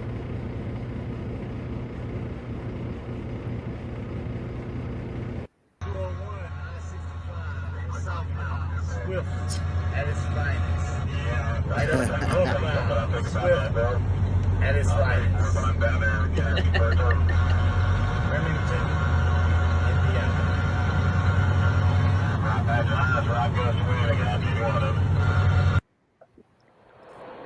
Oh yeah. Oh. Have you guys seen the bridge cam videos? Yeah. Yeah, there's that one bridge in, I think it's New York. Yeah, I don't know where it is, but man, it's like people can't read. Yeah. It's like 12'4" or something like that. And like every day something hits that bridge. Yeah, and there's a meme that's going around. of a truck getting stuck there, and it says something like, everything's a glory hole if you've got balls enough.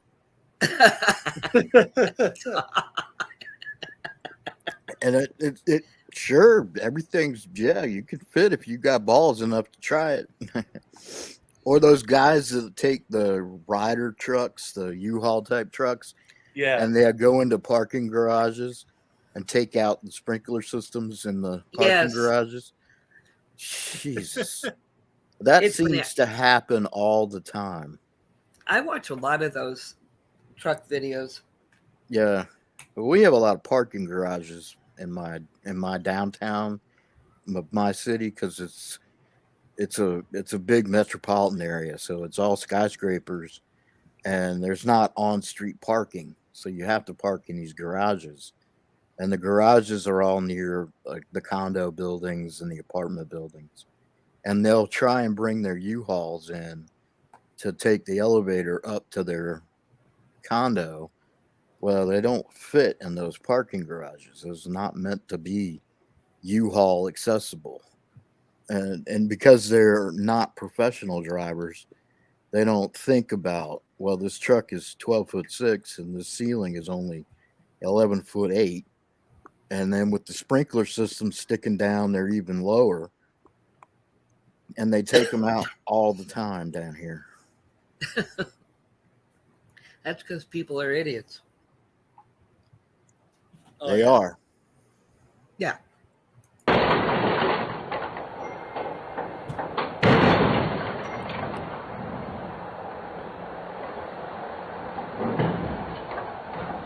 Now, what kind of penalties and trouble is this guy going to get into with his company? They can get fined for ignoring directional or traffic directional signage. He can get fined for violating the height regulations. I mean, honestly, there's a number of things he can get hit with. I know what the city's going to get him with, the police. I'm just curious if he's going to lose his job over this. Oh yeah. Well, I can't say that with would. Swift. I can't say that with Swift. But the other ones, yeah, they any other company would drop him in a heartbeat, and it would go on his CDL, DMR, or driver report, and every company he would apply to, that would pop up.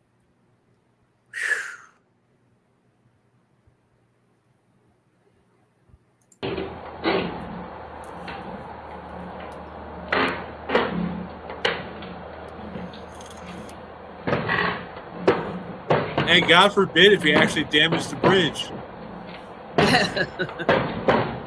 Oh man, it's like a can opener. Yeah, every little pop. Yeah. Oh. Thankfully, it was empty. Yeah, DAC report, that's what it is. Thank you, Stephen.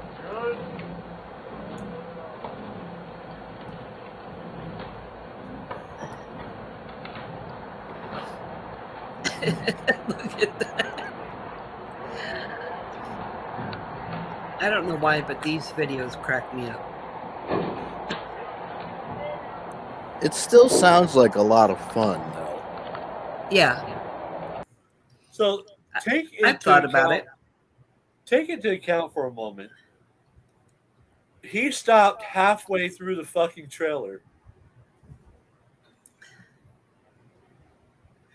He got his cab underneath it, and didn't realize he was fucking up until half of his trailer couldn't move anymore. Well, he's either extra stupid or he was moving. He was going real fast. I think a combination of both. Probably. Yeah, the city will definitely hit him.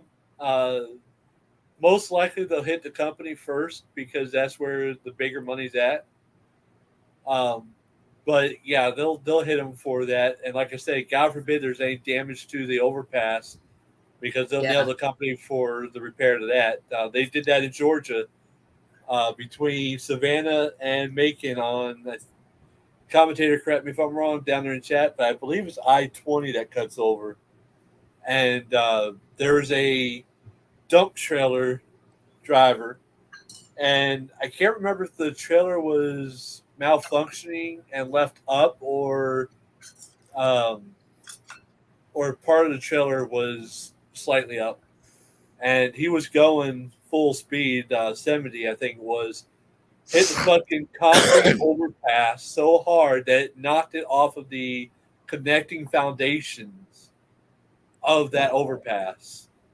They ended up having to tear it down, and they charged company for all the repairs. They tore it down, and I can't remember if they are going to rebuild it or if they've decided to move it a little bit further down or something like that. I think they were rebuilding it. So they got nailed with the cost to finish tearing down the overpass and the cost to replace it. Ouch. That Yeah, could not have been cheap. So what I tell people with trucking, if you fuck up in a car, yeah, it's bad, but it's not as bad as if you fucked up with the truck. Yeah.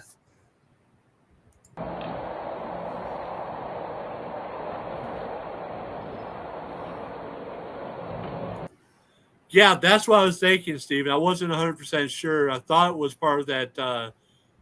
So I-20 is kind of like how I-4 and I-75 is in Tampa. It's always under fucking construction. And when that happened, they were repaving the lanes on I-20. So, yeah, that's right. It was one of the dump crews for that construction there. I got a friend of mine who is he's a sat truck driver. He drives the satellite trucks, and the company he works for does the NFL games. So they're always going to the stadiums to broadcast NFL. And it wasn't him that did it, but one of the newer guys from that company, he forgot to take the boom down on the transmitter. You know how the back of those big trucks, they get that boom that goes up with the satellite dish that turns and hits the satellite.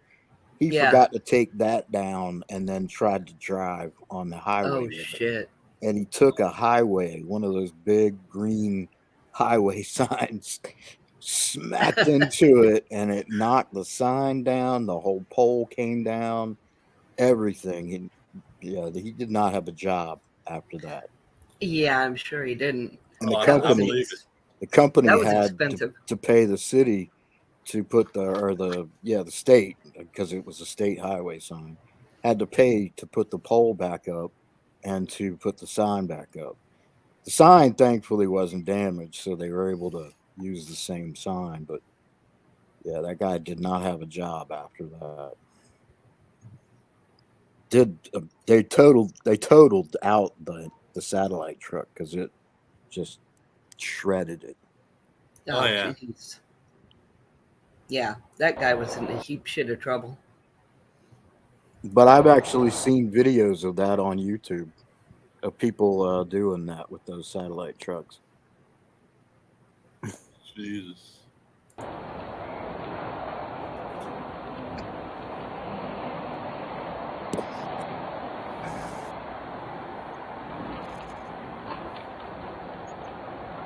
Yeah, power lines could be wow. Yeah, bad.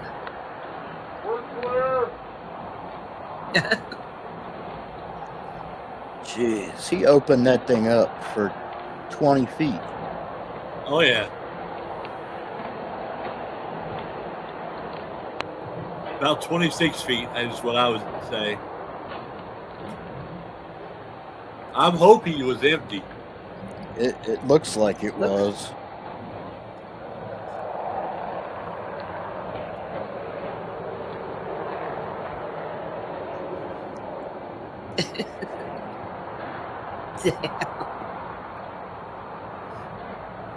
No, I think he was loaded. Probably with salt or something.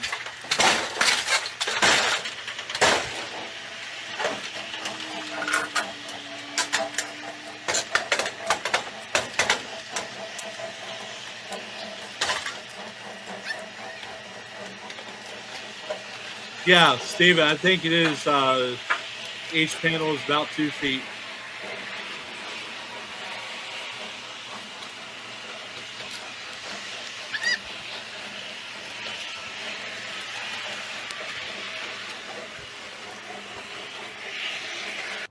Here we are, Swift back at it again.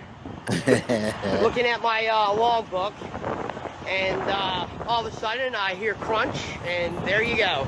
Not watching. That sounds a like fucking Josh trailer. That's what Abrams. it stands for. Swing wide. It's a fucking trailer. Swift. Thank you, Swift. Jesus. 2 days, 3 days, just a few days on the job with these people. Nice new tractor, and then this shit. Just ready to get rolling here. Son of a bitch. Yeah, so yeah, it would have been Not about watching 22 fucking feet. Trailer, man.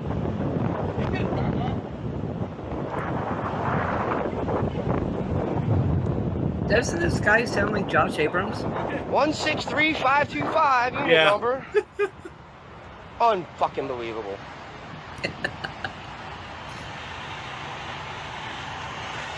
Oh, God damn. damn it.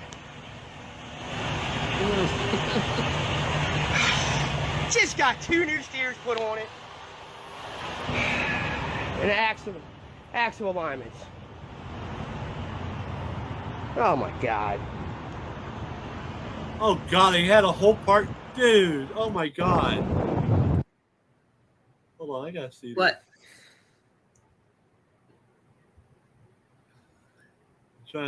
I like the swing wide. It's a fucking trailer. That's what Swift stands for. He had an open fucking parking space next to him that he could have swung into if he needed it. Jesus, dude.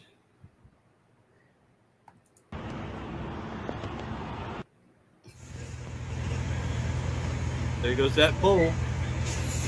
He obviously doesn't know how to drive a truck. Oh, because he's making it worse. Oh. Yep, jackknifed into himself. Yep. Gonna rip that fucking cab off. Turn up the truck. These people are crazy to try to. They are crazy to want to get around. This is quite entertaining, actually.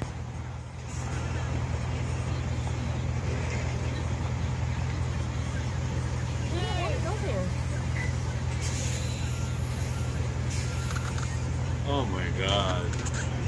Look at that guy waving his. This is painful to watch.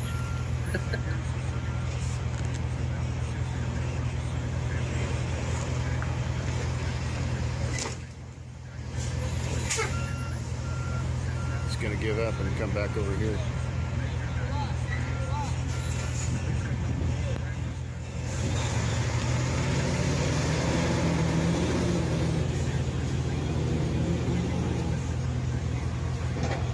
Opened up a lot. Oh God, he's going to a car dealership too.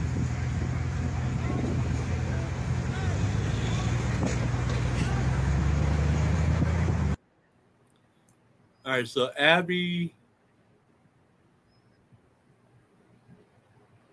He was angling his cab the wrong way. Yeah. Trying to think here. I mean, obviously it's a narrow view, so I can't see what's around him too much. But yeah, you don't want to keep turning your cab towards the trailer. You want to create more distance for your rear tandems. First off, even if he was loaded, the tandem should have been all the way fucking forward.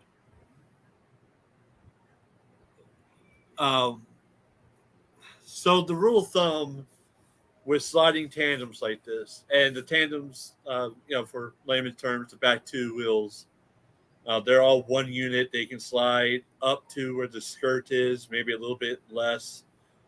But for truckers, that's very important, or at least for dry van truckers and reefer units, it's very important that you understand the logistics of the slides.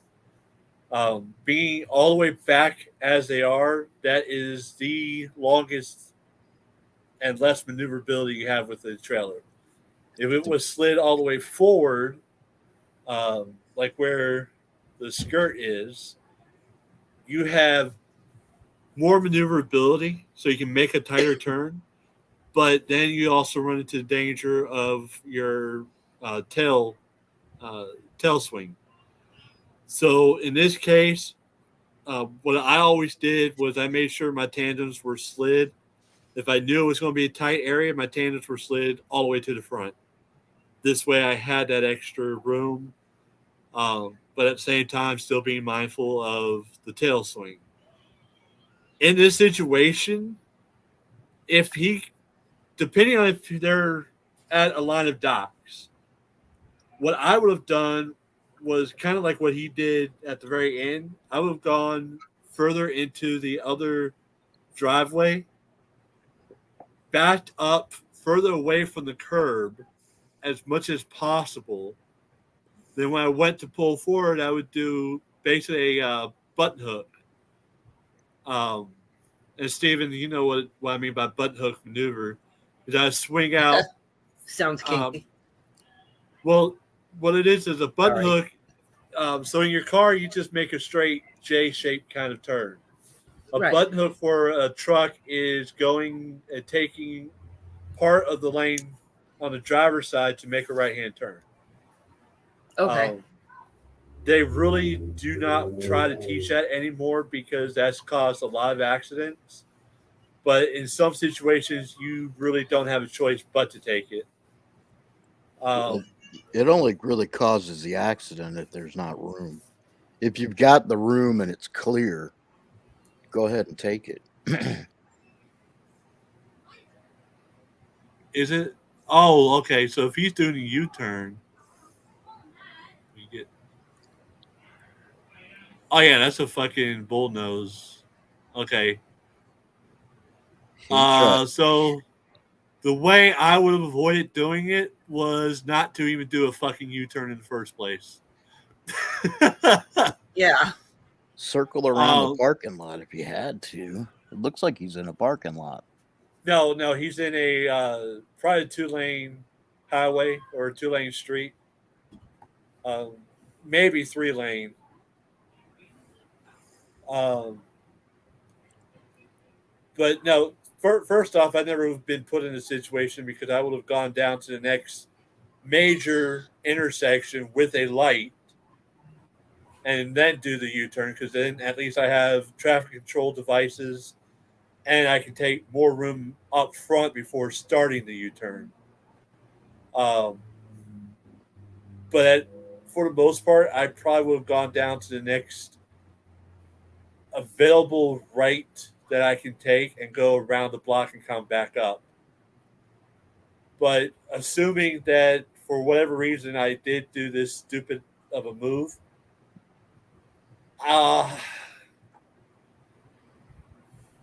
honestly, I would have aborted it before I even got to this point.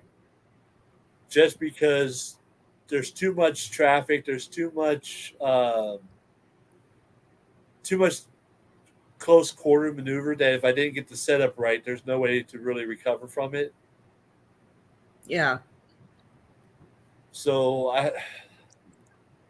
Well, that's my answer. My answer is I would have avoided it to begin with. But if I did for some reason get in a situation, I would have aborted it. When he's trying to back up and pull forward and back up and pull forward, he keeps turning towards the driver's side, which is causing him to jackknife more and more, whereas he should have been pulling forward and turning more towards the right to the passenger side to get the. So the thing about that, it all depends on the traffic behind him. which I'm assuming at this point all lanes of traffic had stopped, or most of the lanes of traffic had stopped, since Yeah. people are standing in the street filming it. If he really, really had to make this U-turn, the first thing before he got to the point where he's destroying his truck is, I would have gone as far as he did, but then as I'm backing, I want to turn my wheel to the left, which would swing the front of the truck to the right, but would swing the back of the trailer a little bit more to the left, giving me a little bit more room. This way, when I do cut back over to finish the U-turn, it would have given me more room. But even then, I mean, I don't think he started that U-turn far enough away from the bullnose. No. Because even if he did somehow correct it and get out of it, there's no way he's getting out of it without, at the very least, clipping the curve. But the way I see it, he's going to clip the curve and take out that street sign. What a mess. Yeah, that's what I'm saying, Steve. Without knowing more of the terrain of where he's at, I can't really give a 100% committal answer. I can only give possible solutions. And since you haul low boys and stuff, you're definitely right there with the pucker factor on a lot of your shit. I used to haul a lot of hazmat, so I had a different kind of pucker factor. Easy for you to say. Fuck you. It's 12:30 in the morning. I'm still somehow awake. Okay. Yeah. Fuck you. Yeah. The horse you rode in on, and the penis that I destroyed in Frauder Troll's stream. Oh, what is it that Chili said? He said, "Fuck you," and the horse I rode in on. Yeah, because he thinks he's the knight in shining armor who rides in on a white horse. Shit, the only thing shining on him is his half-inch cock because he keeps playing with it. He is a chode.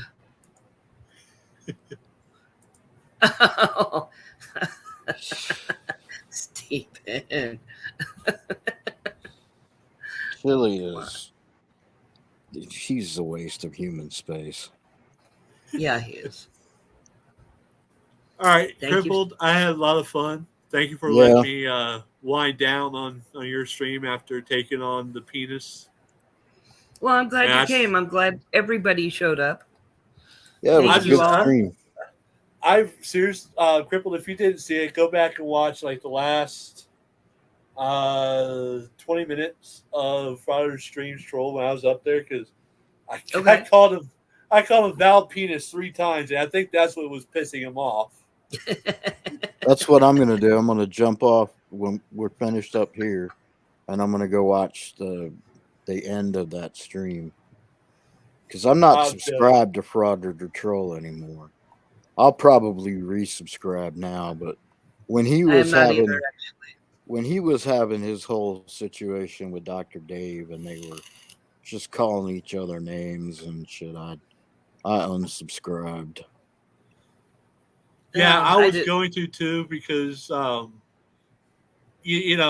just felt that once the situation was addressed, everybody should have moved on. And I Yeah. understand, maybe one side did, maybe whatever. In my personal opinion, I would have said my piece and moved on. I mean, I've done it before. But woulda, shoulda, coulda. I wasn't part of it, so. Yeah, I think everybody has abandoned Dr. Dave at this point, and I'm ready to go back and watch Frauder the Troll again. I didn't like it. I don't like their flexes. They do some weird, Yeah, the They whole did it- house tour thing that they did. Yeah. That was like a giant flex. Like, I live in a $1.3 million house. Look here at my violin that I don't know how to play, but it looks good on this stand in the corner. I don't know. I just didn't like the flex of that. Yeah, I don't really Yeah. catch any of their personal streams like that. In fact, honestly, so many people are doing streams at the same time. It's damn near impossible to catch them all. Yeah, that's Um, true I too. know. So I That's why I pretty jumped much on it look tonight. at the videos. That's why I pretty much just look at the videos because I like how he does the videos. I think they're pretty good. But I mean, Crippled, you know, through the whole couple that shall not be named incident, Yeah. you know, Yes. it left such a bad taste in my mouth. I don't fucking like drama. You know, if people have an issue with me, I always tell them come and talk to me about it. You know, let's work something out, or let's agree to go our separate ways. Let's have some respect to it. You know, I'm like, for example, another content creator, part of the community, doesn't like how I do my videos and stuff, so they no longer support me, but we're not on bad terms. So I'm like, hey, you know, that's fine. That's how it should be. If you don't like the content that I create, but you know, you're still part of the community, then cool, fine. But don't try to make me change because first off, I'm a fucking trucker. We don't get offended easily, and we say a lot of offensive shit. Secondly, I don't do well with subtle hints because I don't lie, and I was just raised and brought up that when people are trying to sugarcoat things, they're hiding something. So I just don't fucking do it. I don't have time for it. I Yeah. don't lie. I don't lie for one simple reason. I don't remember my fucking lies, and it always bites me in the ass. And why have somebody pissed off at me twice? Yeah. That's Right. absolutely true. Yeah. It's hard to keep straight your lies when you lie that much. Yeah, so I don't even do it anymore. It's like, fuck it. I tried it with my parents when I was a kid, like, you know, everybody did when they were a kid. We all lied to our parents about something. Oh yeah. And yeah, I'd never remembered my lies, and they'd ask me the same question like 2 or 3 months later, and I'd give a different answer. And my mama made sure that belt got to good use. Right? Yeah. I have no reason to lie. You know, I did that during my not so distant dark past because that just sort of comes with the territory, you know. But yeah, I just don't. Well, it will catch up with you. yeah, it always ends up catching up to you. Yeah. Exactly. All right, before I drop off and go to bed, do you mind if I do a quick shameless plug of my new store? Absolutely. Go ahead. So, guys, I finally joined the bandwagon with Commentator Auditor, and I've started my own little merch store. In fact, give me a second. I can show you guys some of what I think is some of the cool shit that's on there. Cool. And I've tried keeping it as reasonably priced as possible. Yeah, I got one too, and I do the same thing. But I think everybody does, so it's cool. It's just so fucking hard to do because the damn prices on the back end of it. I got one of my merch today from Troll Mafia. I've got the Constitutional Cop Collar shirt. Oh, did you? Yep. Well, Crippled, if you want to go ahead and share my screen. Oh yeah. Yeah. Oh, here's Damien too. Oh shit. We'll bring Damien up for a minute. Yeah, because we're about to go off. Hey, Hey, Damien. Damien. So, How you just doing? real quick, I mean, obviously keeping with my Mandalorian theme, but the nice thing is, for that you, Cthulhu? well, for you athletic people, you can actually own 6 of my balls. Mando Mike's balls. And then, of course, you know, we all know Miss Mandy. She's a freaking sweetheart. She's been helping me a lot. Yes. So I had to make her own hoodie. Oh, nice. The Miss Mandy special with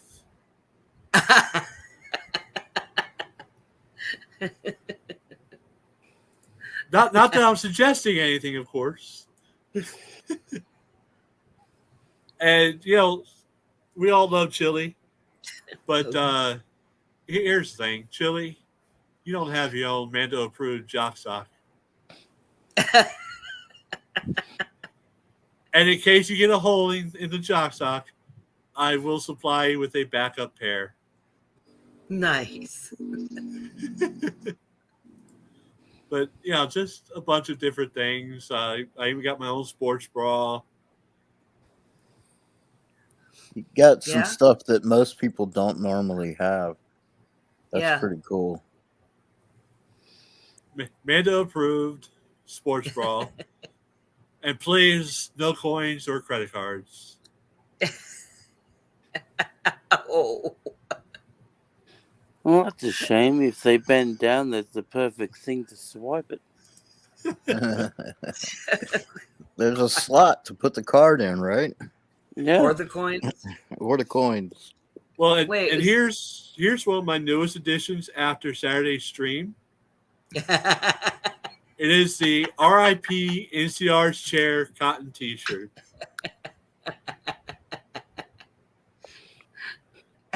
When your friend NCR News Network breaks his chair on a live stream, you immortalize it with a shirt. RIP chair. That looks like commentator ordered it. It is.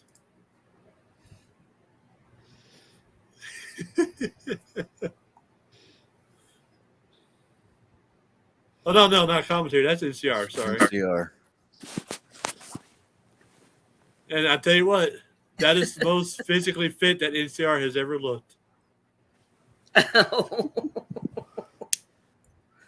I have to agree, though. The jock sock is like 2 sizes too big.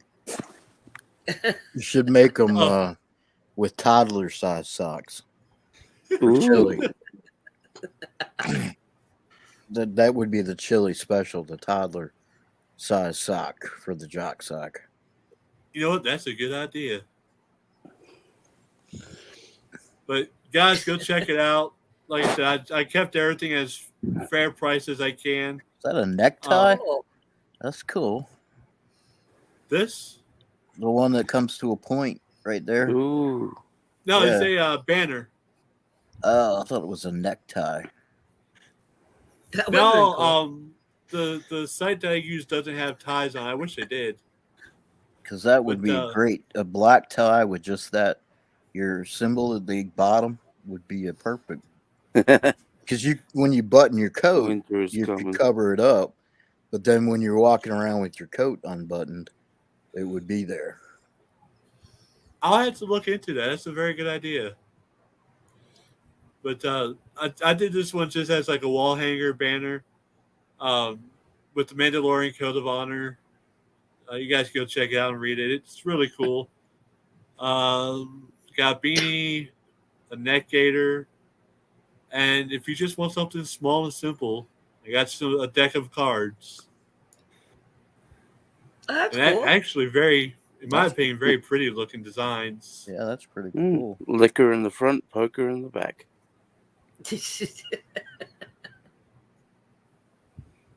So I appreciate it, guys. We will be doing NCR's official roast this Saturday at 7 p.m. Eastern on my channel.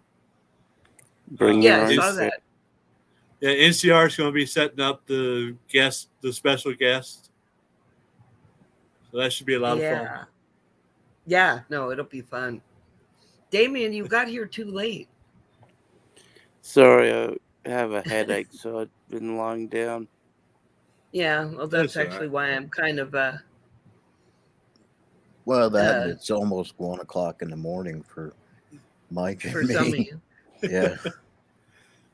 All right, guys. I'm going to go before I actually fall asleep. Yeah, Thank me you too. so much, I Cripple, want to for- catch that last bit of that troll stream. Yeah, Thank and, you so much, Crippled. You're welcome. Hey, FN, are you gonna maybe possibly? Yeah, probably Go live tomorrow. tomorrow? Yeah, we'll All look right. over that Police Academy video. Okay.